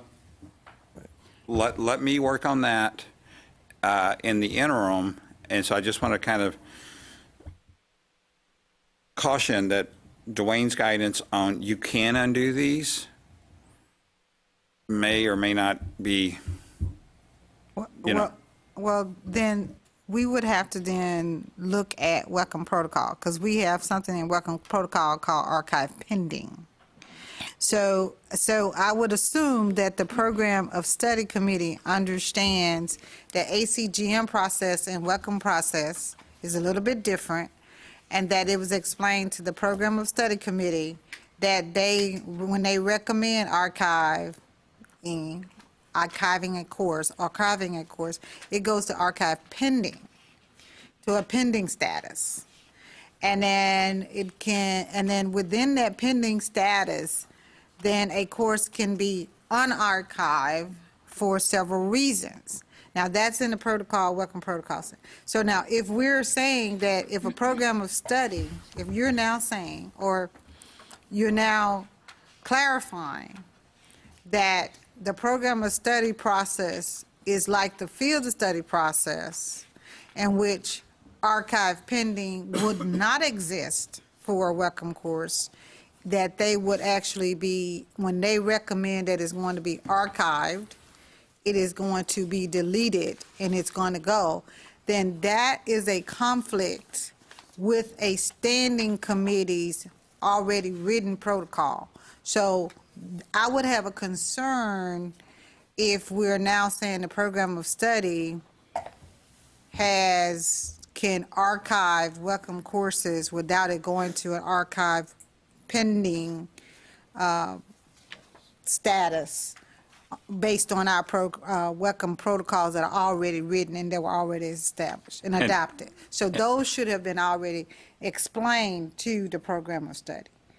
So that would be my concern, Gary, if we're saying that. I wouldn't have a concern if we were saying that we shouldn't override basically the subject matters, content experts, But I would have a problem if they're overriding protocol, as Linda has pointed out, that have been written and approved by this committee. well, and we have discussed revising and updating the WECM protocol to be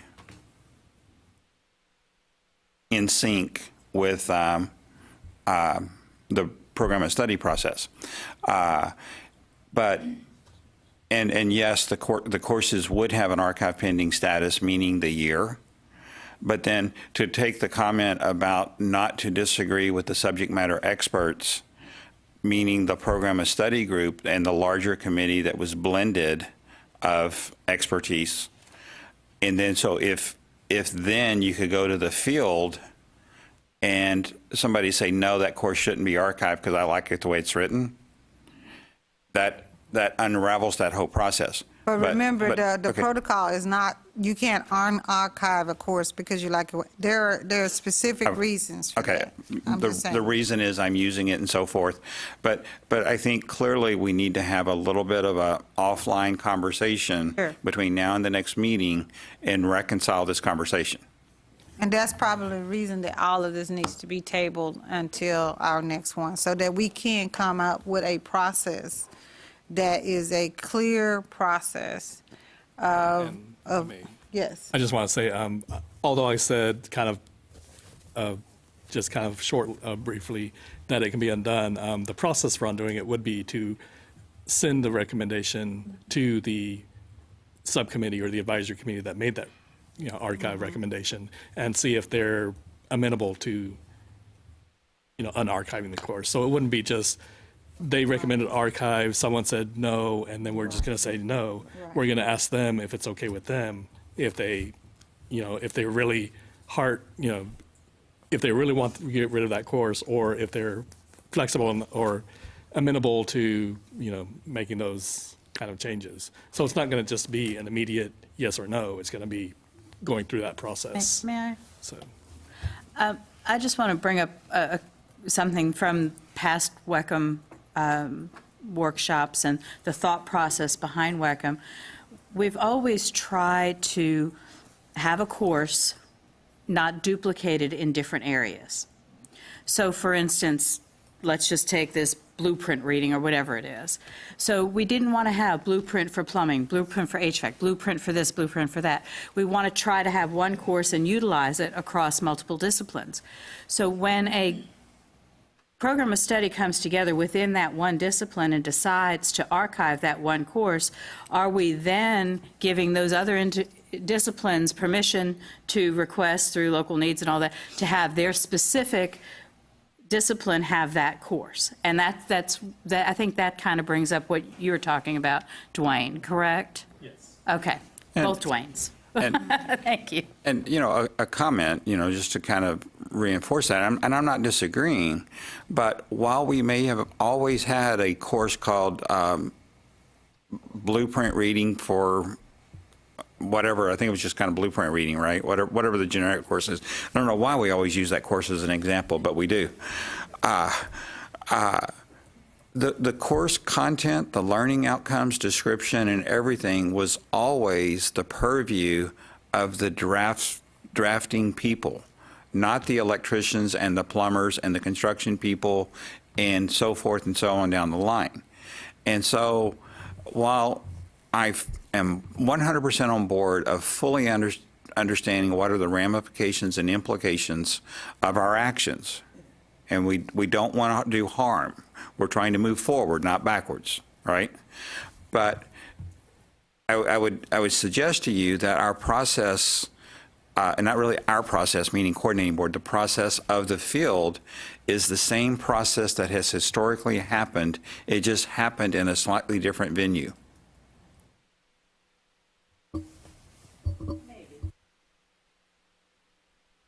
So with that, and I think we have decided that, Dwayne, we would like to table this recommendation until our next quarterly meeting and have a decision at that point in time for you. And Unless, that's fine. That's fine. with me. Unless you are saying that you need, and I think that was the question that Gary asked, is there a priority for the revised courses to be approved today so that you can get those out either into the WECM or get a list? Is there a priority Well, for you? I mean, that was the hope, but it's not necessary, I guess you'd say. Okay. And so I'm fine with waiting for the next meeting, and we'll send out the changes before, Okay. hopefully within the next week. And I just want to apologize for suggesting that this would only take a couple of minutes to discuss. No, that's okay. That's okay. I knew it would take longer, but I wanted to give you your opportunity. Can I ask a question about timeline on getting the revisions out? How quickly were you thinking, Dwayne? Well, depends on how quickly I can type them up and get them together, but I'm thinking about within a couple of weeks, we hope.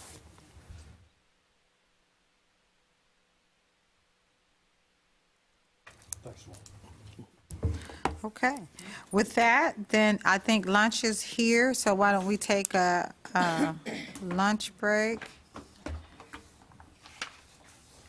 And what about the 30 minutes? Is that okay with everyone? 30 minutes? Okay. All right, let's take 30 minutes for lunch. See the time. Oh, it is 11:50 now.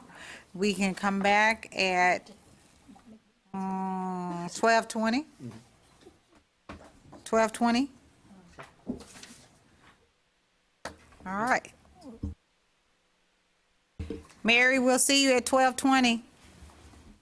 Thank you. Enjoy your lunch.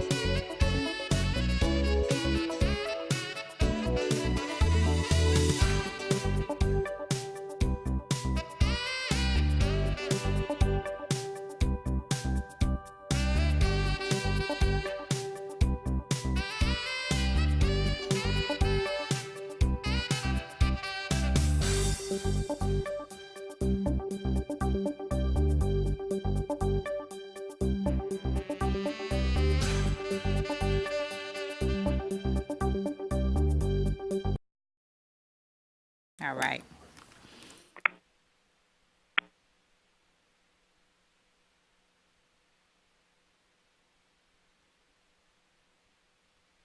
Okay. Before we took the break, we were on Agenda 7, and our recommendations were to table the approval of the recommendations from the Program of Study Subcommittee, to archive welcome courses and to revise them until our next quarterly meeting, giving this committee an opportunity to review and discuss impact of those recommendations. Agenda item 8, discussion of local need course review and approval process. Basically, that would be in our welcome, do with our welcome protocol, and the chair of our protocol committee, that seems to be a person that handles this, has probably handled this forever, and that's Dr. Robin Garrett. So, Robin, if you would like to lead us through this process, you and Dwayne, I guess, could work through this, because of the fact that as we start to look at recommendations from the program of study, they will include special topics. I'm not sure if they are writing new courses that are local needs at this point. Okay.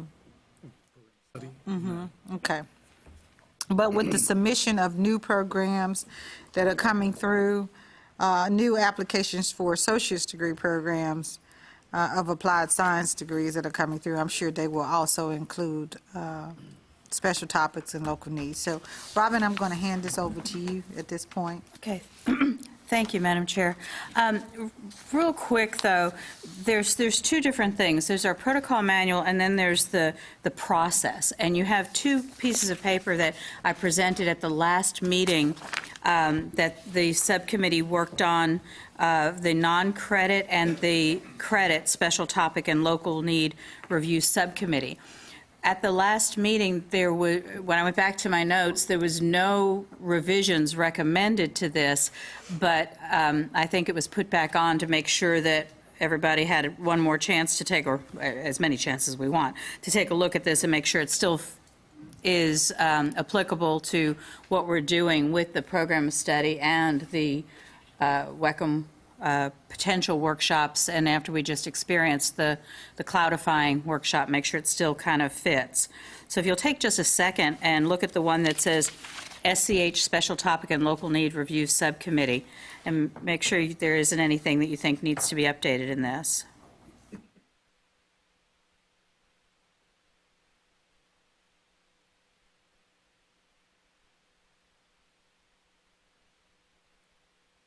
Question on number 1. Yes. It says that the coordinating board staff will prepare special topics and local need courses at least once a year. Given that the program of study and given the fact that the coordinating board has put in an aggressive process for reviewing of the programs of study and trying to get those implemented, and they're not, are they going to be presented to us once a year or more frequently? That's what I'm asking. We could change it if. I'm just asking Dwayne. And Well, I know, I mean, it's kind of it's talking about two different things. Special topics, local needs are submitted by the colleges. Right, that's what I'm saying. And the programs of study will recommend changes to existing courses. Or- So that or new report would courses. come out. So they won't be putting new courses. Program Study Committee will recommend no new courses. no. No. They could. And they would be recommendations for inclusion in the database as new WECM courses. Okay, but they will not be special topics and local needs, that's the point. Right, right. That would- So, You can't have a statewide program of study with a local need course in it. I mean, it right, just- but you can with a special topic, Well, yeah, but if. yeah. But they would just write it. Right, that would make more sense than doing a special topic with this emphasis. Okay. Because if that's needed, then that is most likely a course. Okay. So, Well, this says at least once a year or more frequently as needed, so. that's, okay, I wanted to make sure that, because I'm thinking with us not having a committee for the special topics, not having regular workshops, all of those other things. And as you can see, some of the comments that we got, and we tried to make sure this time, and thank you, coordinating board staff, for pushing the WECM comments. And as you can see, more colleges did participate this time. And a lot of them were talking about courses that needed to go into WECM. So I'm, somehow I'd like to make sure that we're doing it more than once a year. So we're looking at special topics and more than once a year. Okay, that was Good just point. my comment.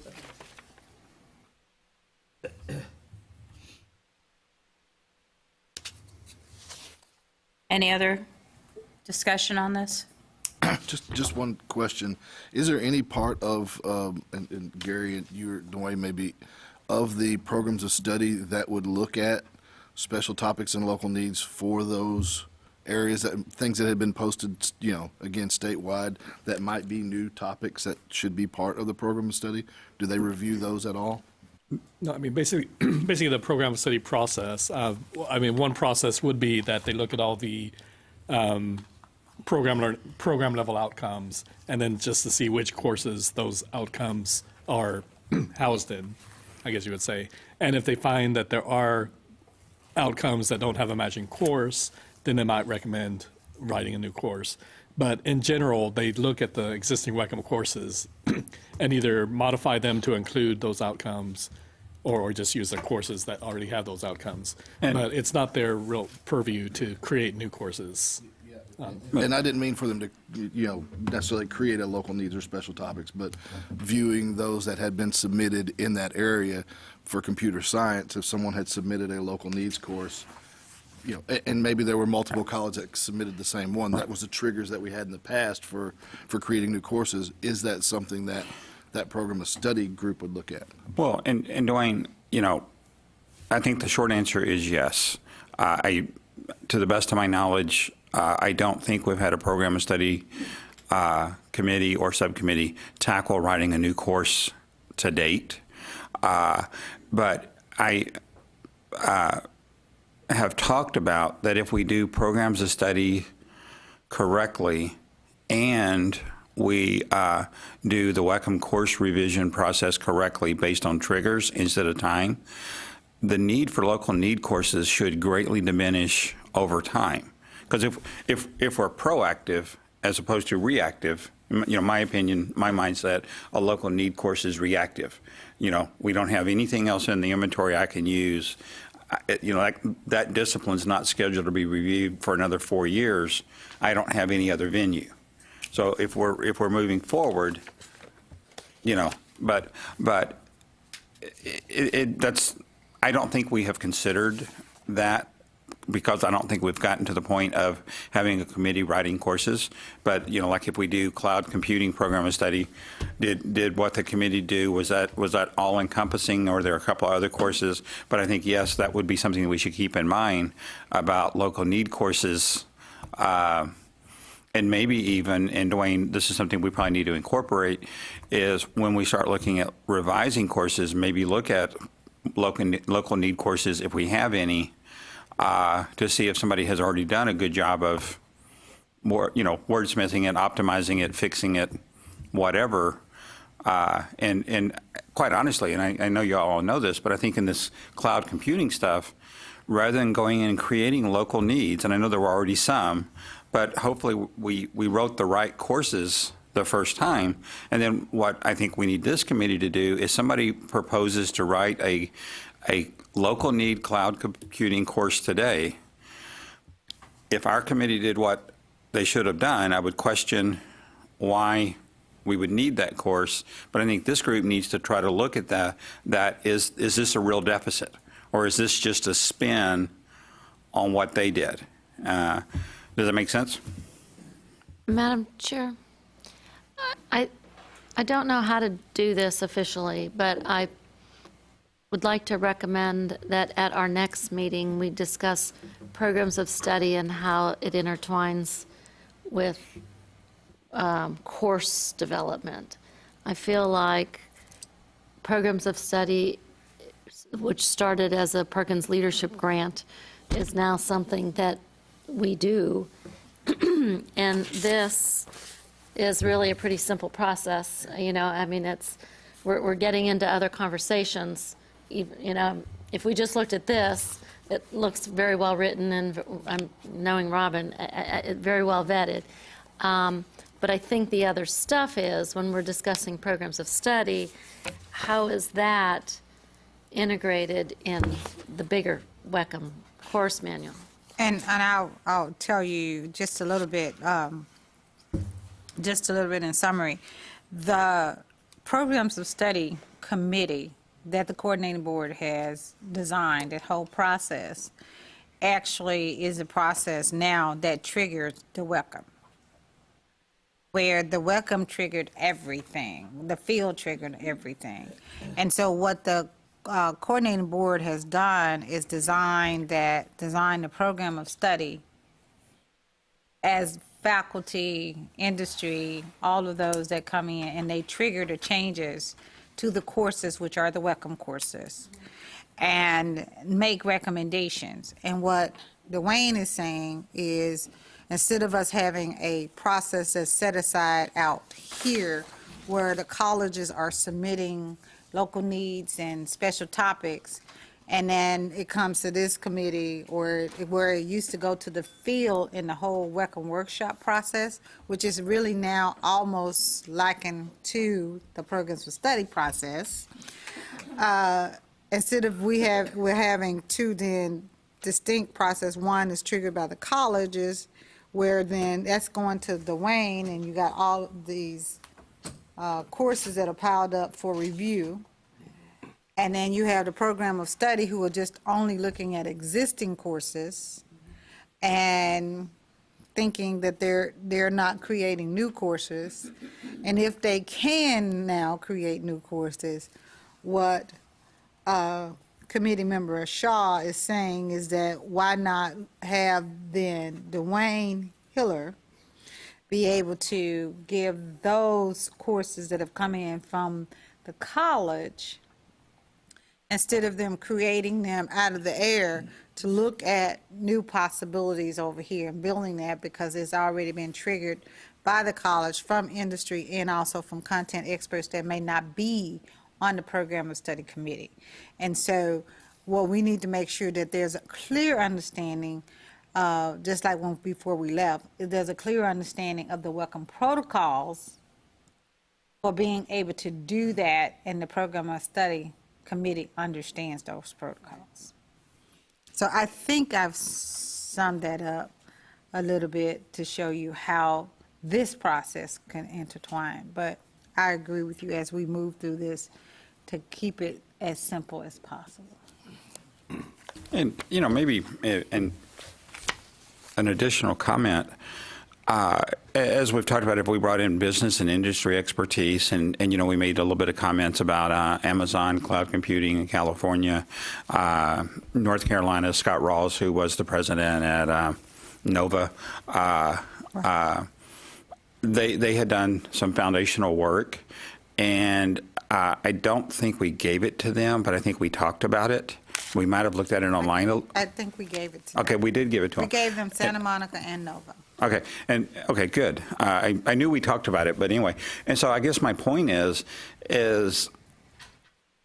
back to efficiently, doing this thing efficiently, effectively, and all that kind of stuff. Providing any resource, I think, would be considered and appropriate. I mean, if business and industry came in and said, hey, we've been working with this state for whatever, or, our own personal training courses, this is what we call it, and we wouldn't do it for one business, obviously, but if it made sense, and it's like, wow, that's a very good starting point, why not accelerate the process in any modality that we could? And so I think if that's more of an answer that, it certainly wouldn't make much sense to say, okay, well, look what they did.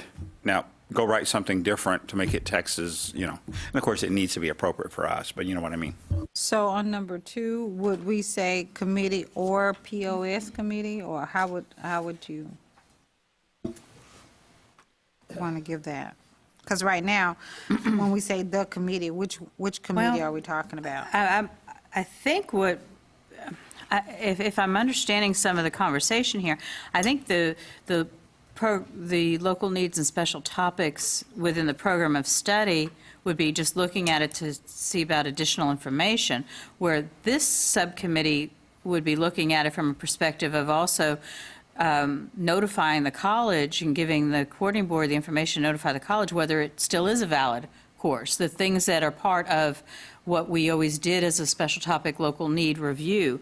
Is it a valid course? Is it truly a workforce course? Is it written well? And I think the whole intent of the original review of these courses was to help the coordinating board determine if it was suitable for funding. And I don't know that that's part of the purview of the program of study, right? So I think this subcommittee would still look at it. We would be asking Dwayne to bring these courses to this committee.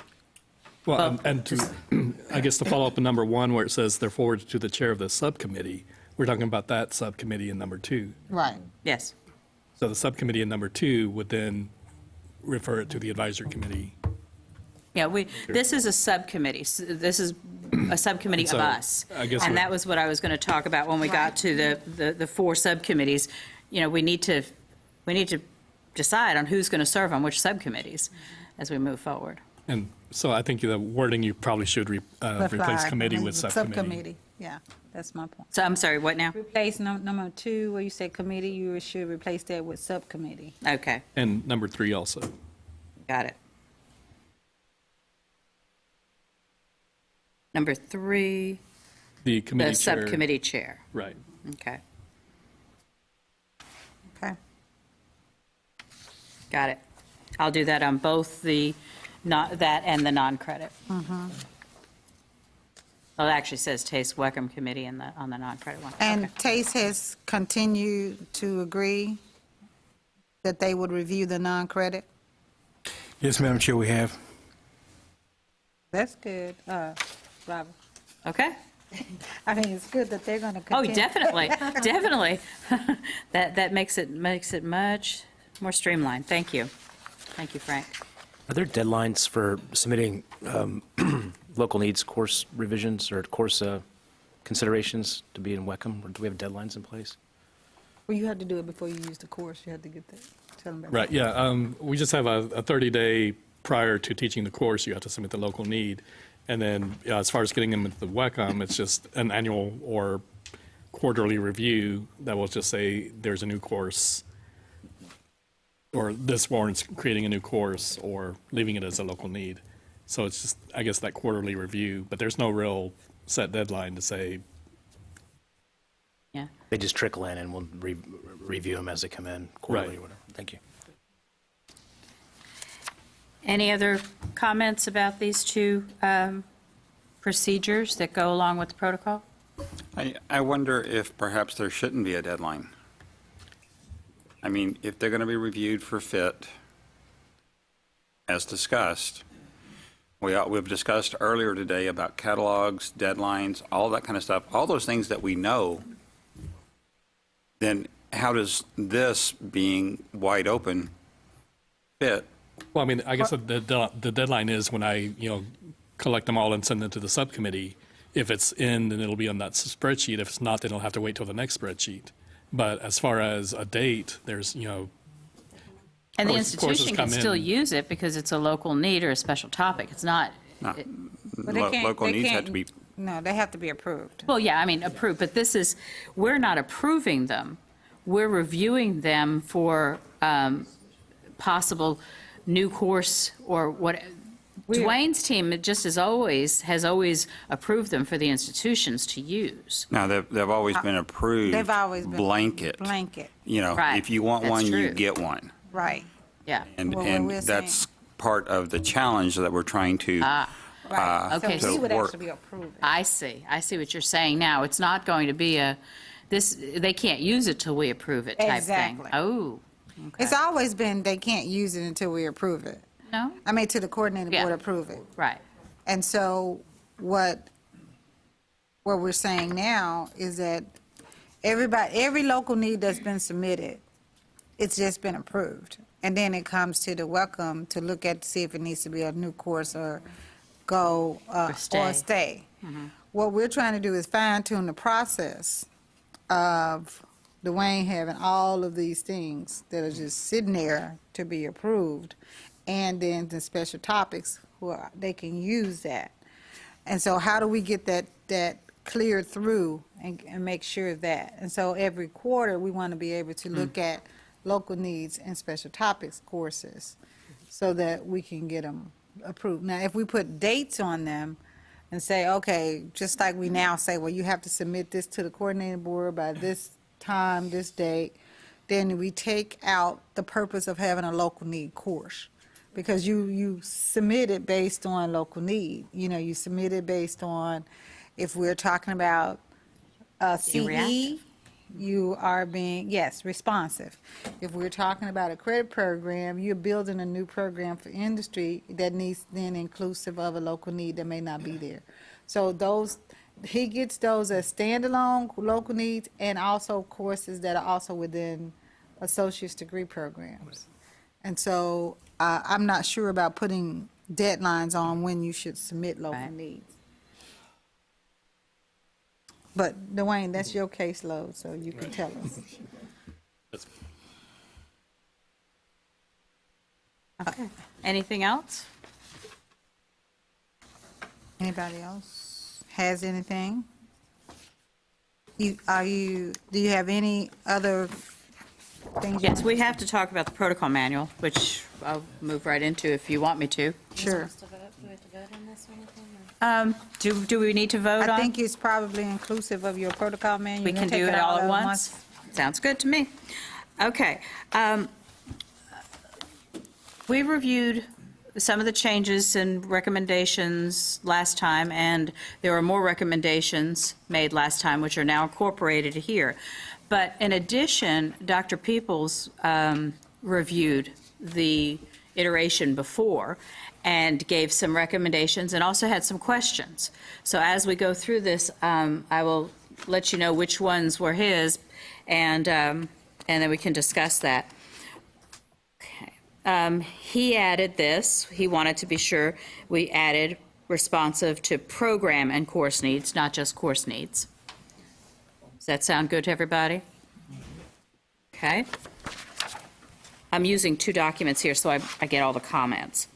Okay, on page 3, you can see here that he's requesting that we include an additional ex officio representative from TCCIA, is what he was requesting. I think this is something that we should consider separately from the rest of the protocol, because this is adding a member, or really an ex officio. So, Madam Chair, do you want to handle that after the fact, or now, or? What say you, committee members? One thing I'm wondering is that all of the membership, including TASTE, TACTI, and TACRO, are in the CB rules, and so would this require a change in the CB rules? And that's exactly what I was sitting here thinking. Couple of issues of, and I don't remember how we did this. I do vaguely remember the discussion of ex officio, but then also government code, I believe it's 2110, limits committee size to 24. And I don't remember if we were inclusive or exclusive of that. So we would have to figure out where we stand on, is Fred included in the 24, or is he in addition to the 24? And it probably wouldn't be an issue from a membership point of view, because we've had some people who moved out of town, got other promotions or whatever. So we'd have to have that conversation, but we can do that between now and the next committee. Okay, so we'll table this portion of it for a future. Okay.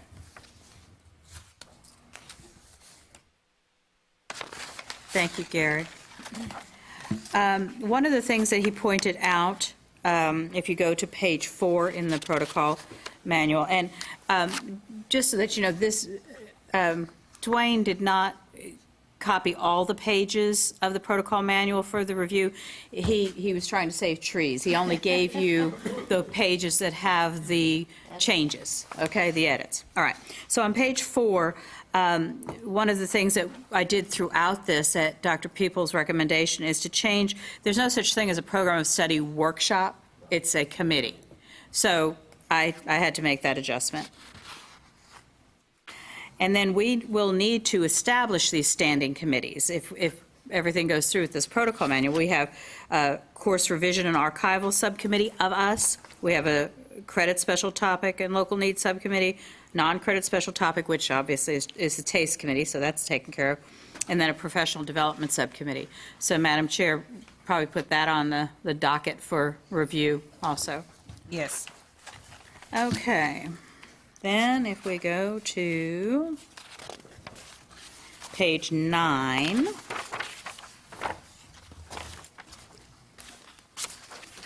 okay, this is a continuation of the page where we are looking at the WECM courses themselves and how they appear in the database. And Dr. Peoples recommended that we remove this section where it says determination of a rubric is based on the premise that non-common rubric is identifiable. In other words, intent is not to use a rubric that has ever been used, but rather to use something different, hopefully with some meaning. He felt that that was not necessary at the protocol, because we do say that it's in conjunction with TACRO, the establishment of rubrics, and we do have some other information there. So what are your thoughts? Do we really need to have something in that statement in this protocol? I think that statement is more of historical than practical. That's right. And that's... Okay, good. We good with that? Okay. Then on to page 11. This is one of the things that we discussed as a group last time. We wanted to make sure that it was clear that while we don't want to have a 1-3 as far as credits, it could be a 1-2 a 2-3, a 3-4, they have to be consecutive. We didn't want the protocol to seem like you had to have both in there. So the statement we recommended adding is, however, it is acceptable to have only one option. Example, only a 3-semester credit hour option. So that was added per our discussion at our last meeting. And then Dr. Peoples noticed that we put in the following table, the words in the following table, and there wasn't a following table. It was actually found in the GIPWE. So I added the statement, table found in the GIPWE titled Lecture Lab Credit Contact Hour Combinations for Semester Credit Hours. Okay. That was that page. Then on page 12,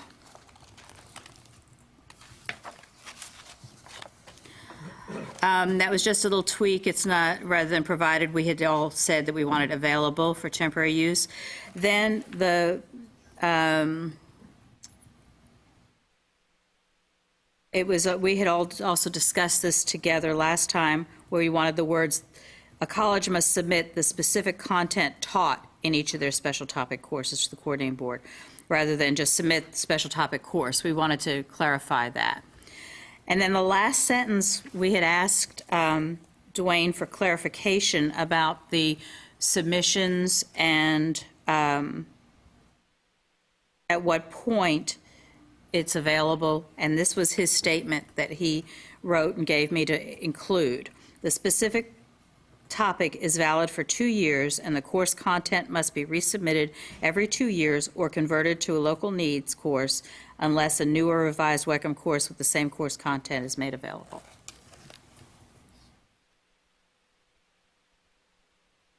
Okay, everybody good with that? All right, then on page 13.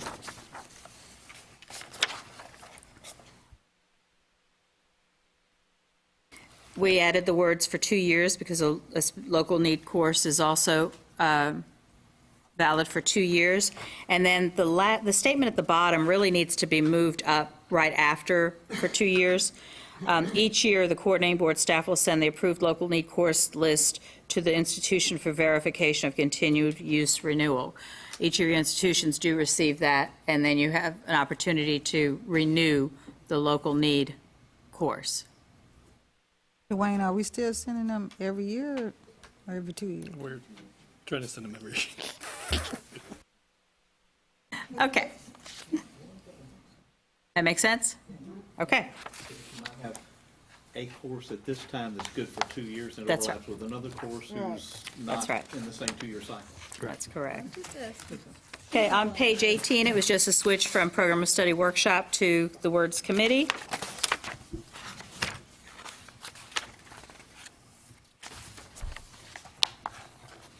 And then on page 19, this was another comment from Dr. Peoples. Why not have one process that is responsive to needs for revision as they arise? Otherwise, the program study process should eventually handle all of these. This, what he's referring to are the various models we've had for WECM. And this is just a comment from Dr. Peoples.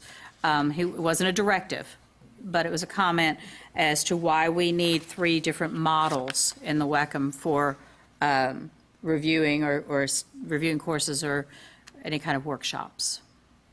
So what are your thoughts on that?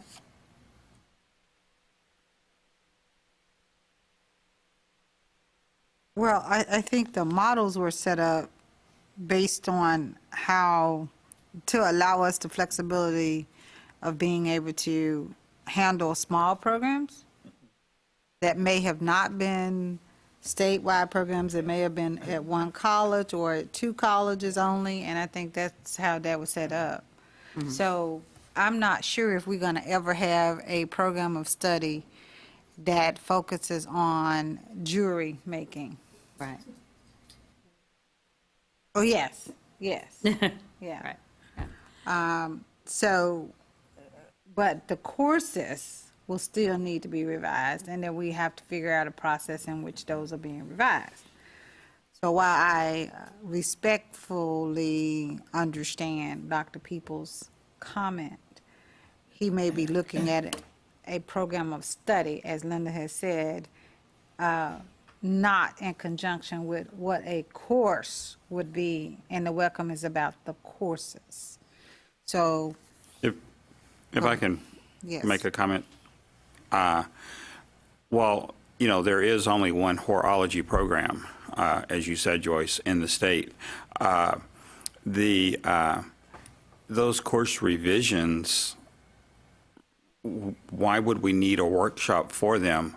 If the college decides we need to edit these courses, why don't we just accept the edits since they're the only person teaching it? Right, and I think that was the only reason that we had these different models.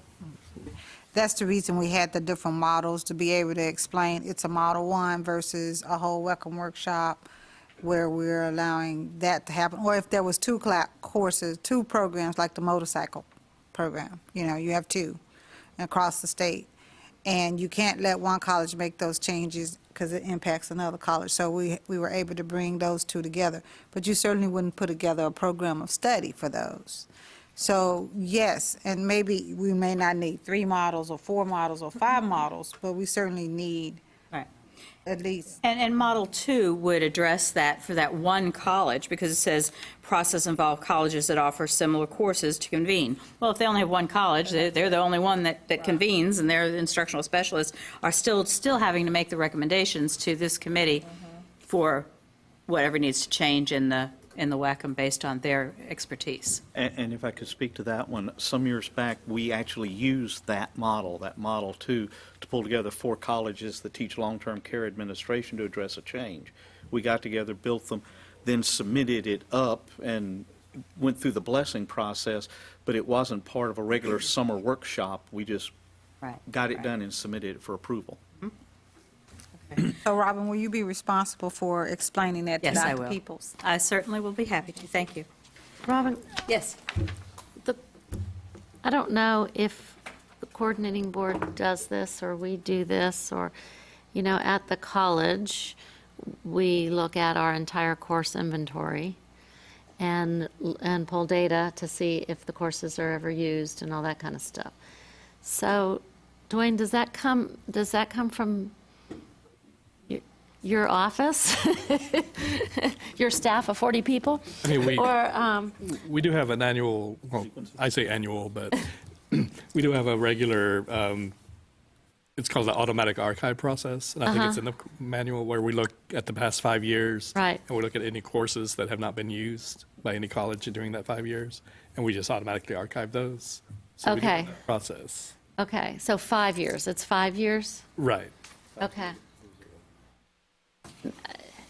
It might behoove us to share that somehow statewide and make sure colleges are doing that themselves and paying attention to that, not be upset when that happens. I don't know, a communication again about that or something? We post it when we archive it, and it goes into the archive pending. Right. And I think the. We don't vote on it or anything, it just happens automatically, Yeah. right? Right. Okay, that's my question. Yeah. That's in the archive portion of the protocol manual. Okay, on page 20, this was another comment from Dr. Peoples, and this is something that we kind of grappled with a little bit as a group, but we never came to a decision on it.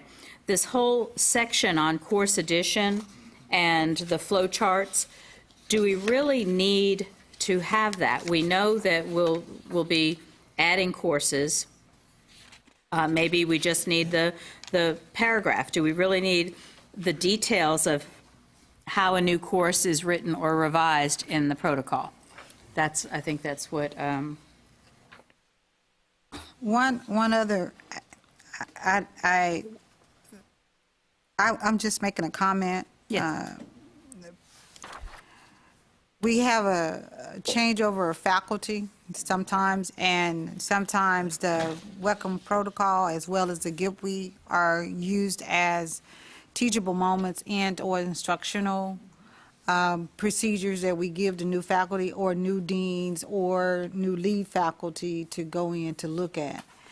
And so it takes, if you point a new faculty to say, this is how a new course is written, or if you even give it to the program of study committees who've never been to a workshop before and are used to writing course content and curriculum using rubrics and not using how the WECM and don't know general information, it is an opportunity for a teachable moment. I'm not saying that that is what the WECM protocols are supposed to be about, but it is an opportunity, since we do not have WECM workshops right now where we have a lot of faculty being able to come together and learn from each other.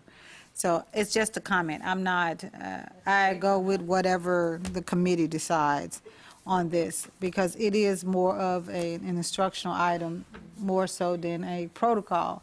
But if you're not familiar with the WECM in the process of how to write a course, this does help you do that. But I'm not saying that that's surely our role as well. I'm wondering, and this is just thought popped into my head, and I never not say what pops into my head, but as we have procedures for the special topic local needs subcommittee, separate document for it, would a course revision, separate course revision document with the details be warranted, or do you want to leave it in the protocol?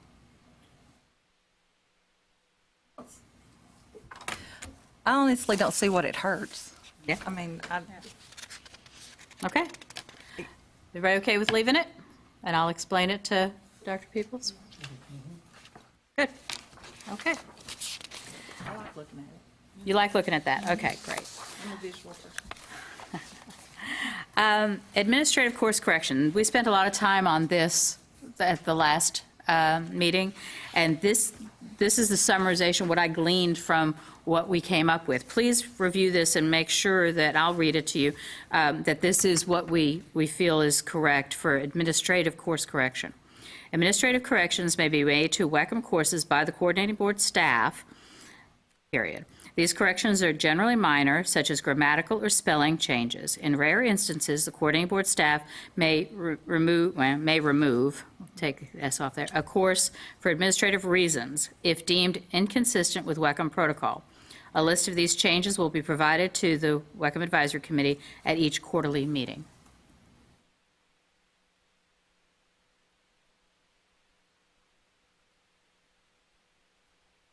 Does that ring a bell with y'all that we discussed that last time? What, 6 months ago? I don't know much of a bell it rings, but. Does that sound okay to everybody? Good. Okay. All right, then on to page 24, the archival. This is what we discussed as far as archival, and I'm not going to read this whole page to you. Some of it was just changing it from workshop to committee, but we added the duplicate content in there. Duplicate courses should also be considered in the archiving process. Non-usage industry relevance in archiving should be considered.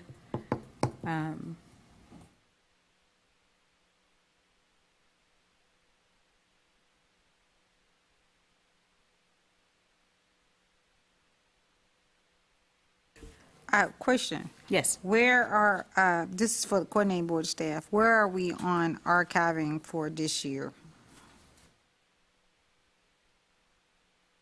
Courses. The non-use courses? Yes, non-use courses. Guess we're about a couple of months behind.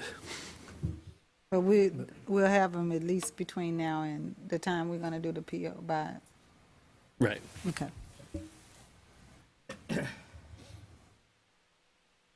So should we change that date? That's my question. Question real quick.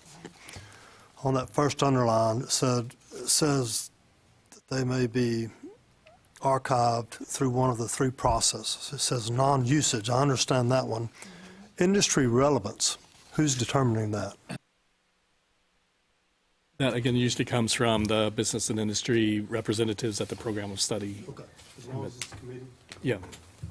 Not outside of the committee or outside of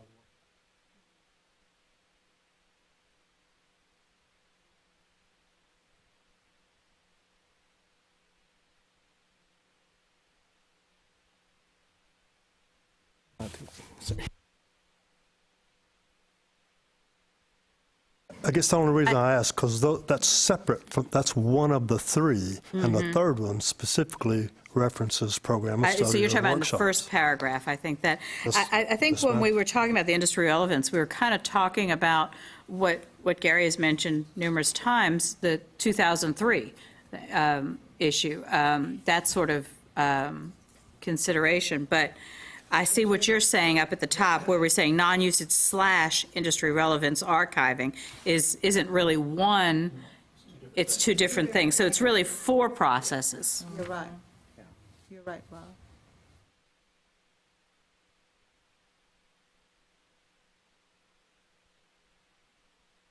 Got it.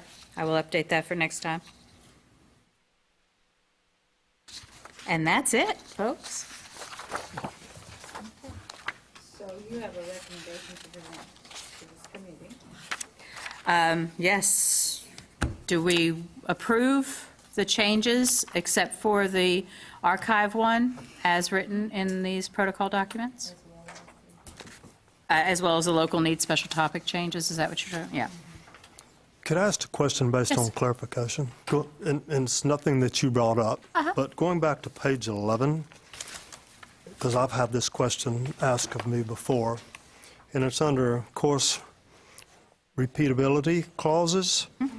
So it says in 2 of those paragraphs that the WECM Advisory Committee approves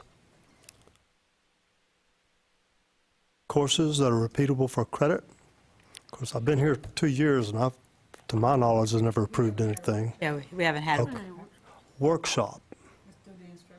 Okay, so instructional specialist through a workshop recommends it to this committee, and then the committee approves, and that's any institution that wants any course to be repeatable for credit before they can. Not any institution.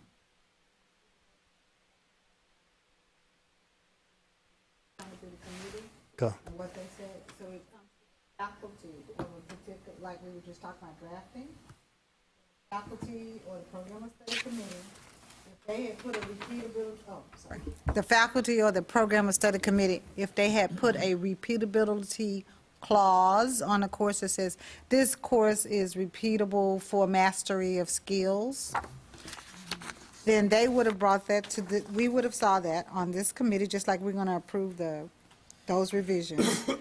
Then if they would have put that on there, we would have then said, yes, we approve it, and then it would have gone into WECM that says this course is repeatable for mastery of skill level.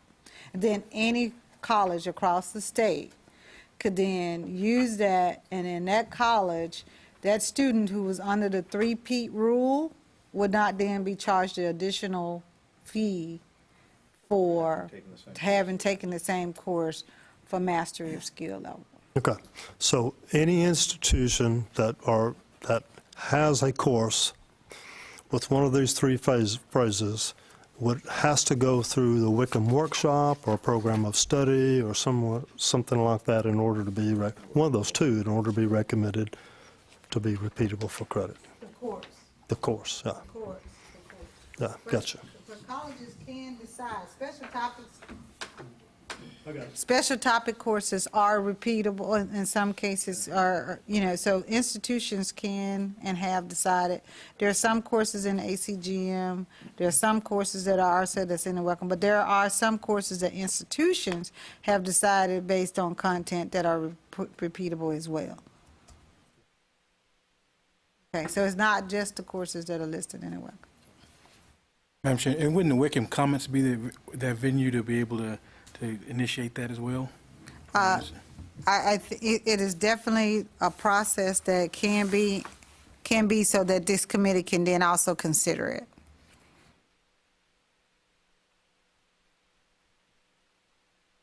So is this committee, do we need to vote on the protocols? Well, do you want to handle the vote? Yeah, I will. Robin is recommending as a chair of the subcommittee for welcome protocols, and that we accept the changes that she and her committee are recommending for the special topics, local need for both CE as the changes, those that are written, and also the changes that we have amended process. She's asking that those recommendations.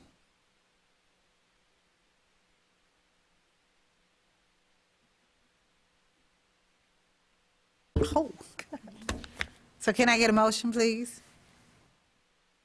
I make a motion that we accept the updated version of the special topics, local needs, and protocol manual as written and discussed, and changes discussed. I see that. So very good. And I'll second that one, and good work, Robin. We appreciate it. Thank you to the Can I committee. get a confirmation of aye to accept the motion as stated and seconded? Aye. All right. Aye. Robin, good work. Thanks, Mary. You still hanging in there with us. Okay. Next on the agenda, we have a committee report on WECM comments. And each of you has, this is very nice. Did you put this together, Dwayne? That was Valerie. Valerie, wherever you are, if you're watching, thank you so much. This is very, very nice. What you have in front of you is a very thorough collection of WECM comments. And it does show that when you are committed as a committee, going back and saying how important it is that we get these comments, in to, through the WECM comment process. And thank you, coordinating board staff, for pushing this as well. This looks good. I'm going to turn this over to you, Dwayne. Well, and I just want to say, obviously, we don't have enough time to look through all of these comments today. I just really wanted to get this in front of you and to say we need to, I guess, work on a process, and whether it's assigning a subcommittee or subgroup to look over these and kind of see if there are any recommendations we want to make as far as, like we said before, a lot of them are saying, I want this course added to the WECM, and a lot of those are, I submitted this local need course and now I want it in the WECM. And so it kind of comes down to want to look over those and say, is it a valid course to add to the WECM based on these comments and based on the local need courses? Some of them have to do with processes or other. So basically just what I guess we just need a process for a small group of us maybe to look over these and categorize them and formulate some responses. And we do, if you read the top of the form, it says you will receive a response within 5 to 7 business days. Now, usually what the response has been from Dwayne is, I've received your comment. A comment received. Okay, so it's not necessarily that we're giving you a resolution.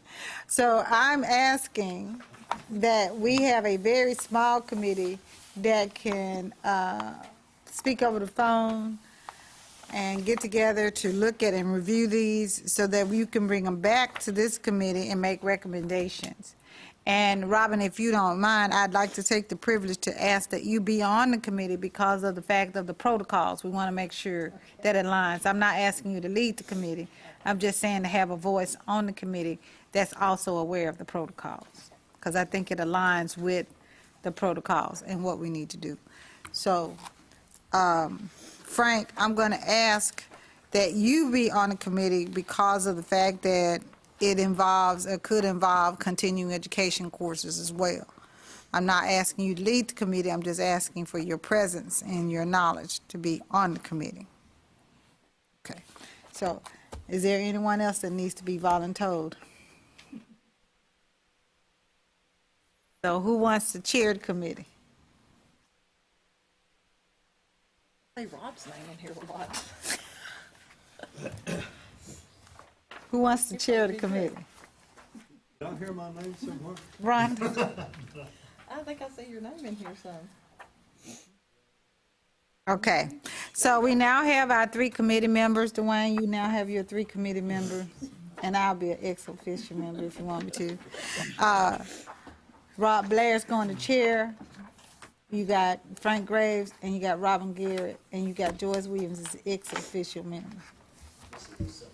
This is a subcommittee to review these welcome comments along with Dwayne so that they can then make recommendations to this committee so we can either approve them. Do you want to be on the committee? No. Just a functional question. Okay. So if while we're looking through there, we identify something that's in an area that we have an interest in, Send it to the this should be committee. the information that we're routing to We're going to send Rob. to the chair. Yes, yes. That is a great point that Joe has made, that if you are looking through this, because we are a committee as a whole, instead of waiting to the next time that we get together, if you as an individual see some things on here that in this document on those, route your recommendations to Rob as well, so that he can have them when he pulls the committee together. So you're gonna review these. Your committee's charge is to review these along with Dwayne, coordinating board staff, and make recommendations to us of whether or not these are courses we need to, that are triggering changes to existing courses, that are triggering, or a trigger for new courses, or a trigger to give information to the program of study, whatever that trigger is to be. Okay. Madam Chair, it could also be a trigger to have a WECM workshop. Whatever the trigger be. Can I ask, oh, go ahead. Yeah, no, go. Order of function, and this is related to Dwayne. You talked about you normally reply, your email has been received. Have you replied to these that they've been received? Most of them just came in last week, and so I was going to check for, so no, not yet. Okay, let's reply and put that they have been received and forwarded to the WECM Advisory Committee, and that, updates will be provided later or something to that effect. Yeah. So based on that on the timeline, will this be submitted back to where we personally meet again to approve, or is it approved online? And I think that is that we meet as a group, because remember, we're going to be meeting as a group to do these courses from the program of study. So we do it all, we can make the process that then we know that we're approving everything at one time. So we're supposed to meet in May. Okay? Let me just say that based on 5 to 7 days, that's an example. My name is in here. So as an example, let me state that the reason I submitted a comment was that I need, for benefit of a program, there's a workforce development class that would align specifically with a 2-year, two credit hour class. So either I need to quickly, through this curriculum committee for next fall, either I need a decision that it would be made, or I need to write a local needs, more of the same. So the timeline seems to me slow, based on my example, and I don't know who else has examples like mine, but the timeline. So that tells me I've got to write a local needs class, of course, Well, but remember, you have 30, you have to write, it's still an approval process that still has to come to this committee for approval. So it's still the same approval process. So what we Yes, need, I understand that, but I've got to get it in the catalog for next year as well, Yeah, and I guess to clarify, happening now. the comments process, as you said, is kind of intentionally a bit slow, because it's really gathering, trying to find similar comments to see, is there a trend and stuff like that. So these will not be implemented immediately. right, So for immediate implementation, that would be the the local local need. needs. But And more, yeah. As far as the trend, we see a lot of people submitting comments about a certain area, then we'll say, well, we need to do a workshop, and that's going to be not until summer. So, and that's fine. And I'm I'm pro rapid response. Don't get me wrong, I am. Yes. I like to respond very quickly, like we talked about cloud computing or anything like that. So I'm just thinking about timelines, but that's fine. I understand Right, what I need to do. and I think the rapid response triggered through welcome comments would be licensure or accreditation issues that are immediate. So, as you're looking at it, I'm sure that your comment that you submitted, and I don't know because I haven't gone through these, I'm sure that didn't just happen 2 days ago, or 3 days ago, or 2 weeks ago. That probably was something that as you started to look at it and start talking to your industry, you knew that you needed to be able to change. Well, actually, about 3 weeks ago. Okay. But it came from a program specialist that Yes. recognizes Yes. that, Yeah, which is great. Yeah, and we're all about rapid response and staying current Yes. and modern, and we Yes. do our best for that. So, and as other colleges do as well, I'm sure. As we all know, the call for these WECM comments is available all the time, but the call for this was a replacement, as a trigger, as a replacement for the cycled WECM workshop reviews. So this wasn't supposed to be a rapid response. This is something to replace what we would have normally said, okay, in 3 years, we're going to look at this. So it was a call for information to help trigger whether we as a WECM Advisory Committee need to review something. Very, very good. And if I was unclear on that, I'm wondering how many other institutions are unclear on that very subject. Mm-hmm. And that's why the whole process of getting people to understand, because believe it or not, although we've been doing this for almost 3 years, people are still expecting to have WECM workshops in the summer. Because they don't get this WECM comments stuff. They do not get it. It still has not, just the reality is not there. And so this push was one of the ones that I had to actually send out an email and say, you will not be going to a WECM workshop. This is your opportunity to have a voice in the WECM process. That I had to say that. I had to say it just like that. We refer to the WECM workshop all through that protocol manual. So I can see why, there's confusion about that. And that's why those has been, that's why. There's a WECM workshop coming up, Right. apparently, from that. There still could be WECM workshops. If it's triggered, we could still have one. But the normal cycle of WECM workshops is out of the protocol now. This takes the place of it. So we could have a workshop based on these comments. But it's not automatic. Before, we automatically had a workshop every summer. And so you have faculty that are still thinking, okay, when is my workshop coming up? I'll just wait and change it during my workshop. If I can ask, Dwayne, we provided all the committee members a copy of the letter that we sent out, correct? Yes. I mean, y'all could suggest edits to add more clarity to that letter, but, I mean, the letter seems to be clear, and It wasn't the letter, it's just, it's not the letter, it's Pablo's theory.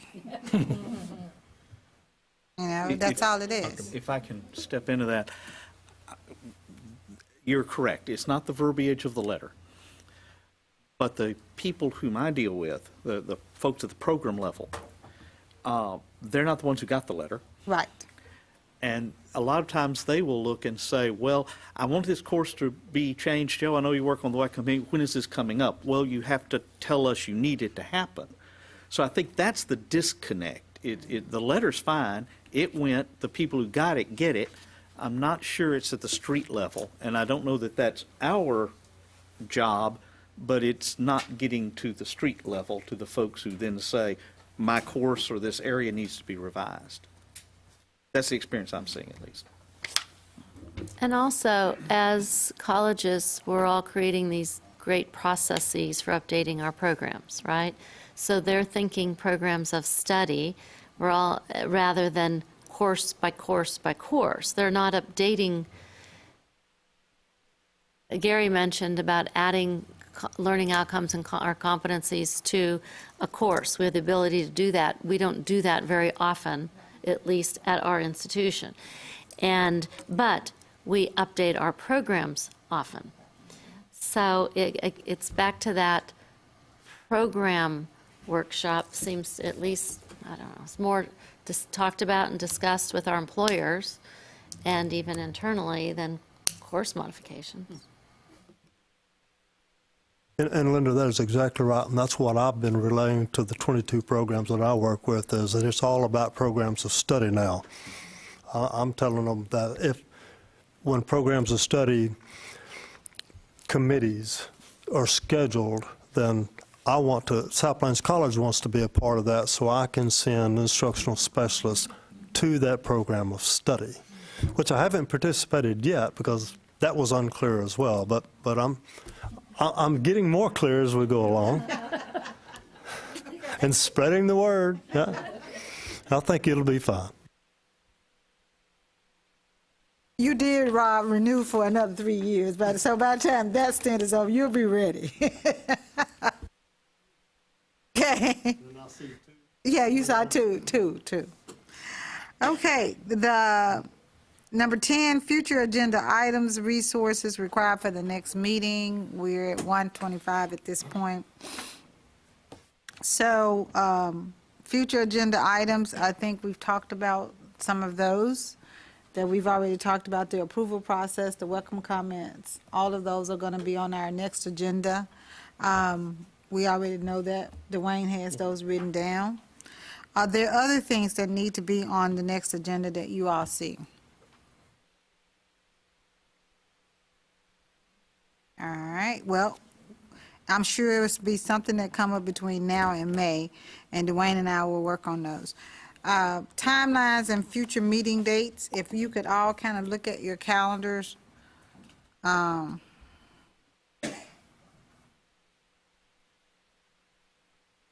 look at May.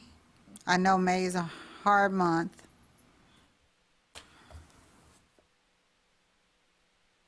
And then Dwayne can check the board room.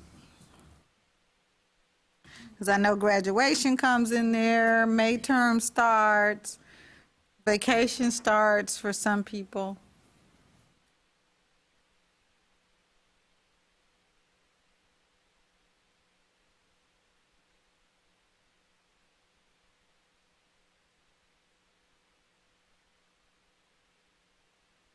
So if we could just get some idea of some dates, then Dwayne could follow up with a doodle poll, of course, later.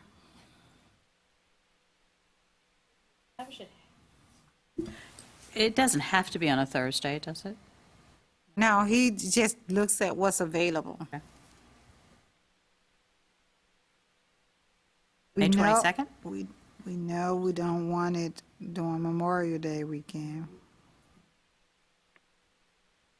Well, that's the 27th.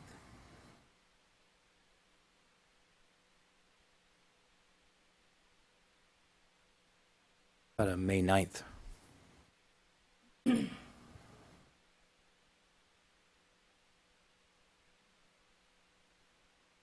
Okay.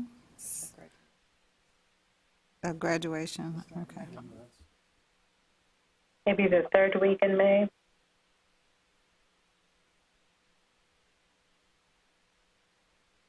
The 15th?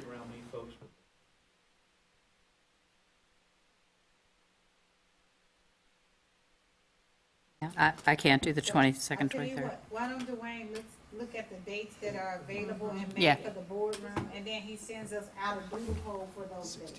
Sounds good. As long as he gets it. How about that, Dwayne? Okay. Okay, I'm sorry.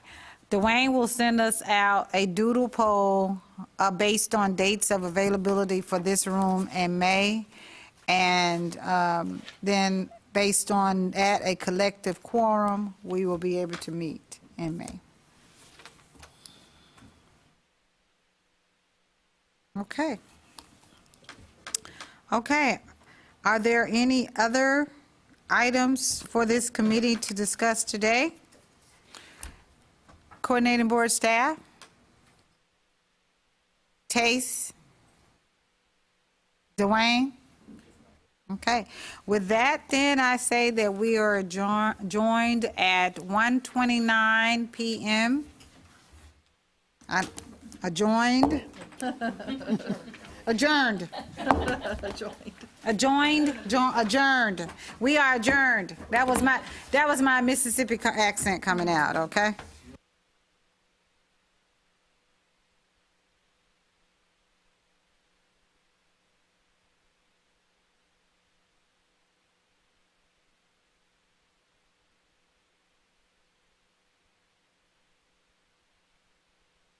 Thank y'all. Bye-bye.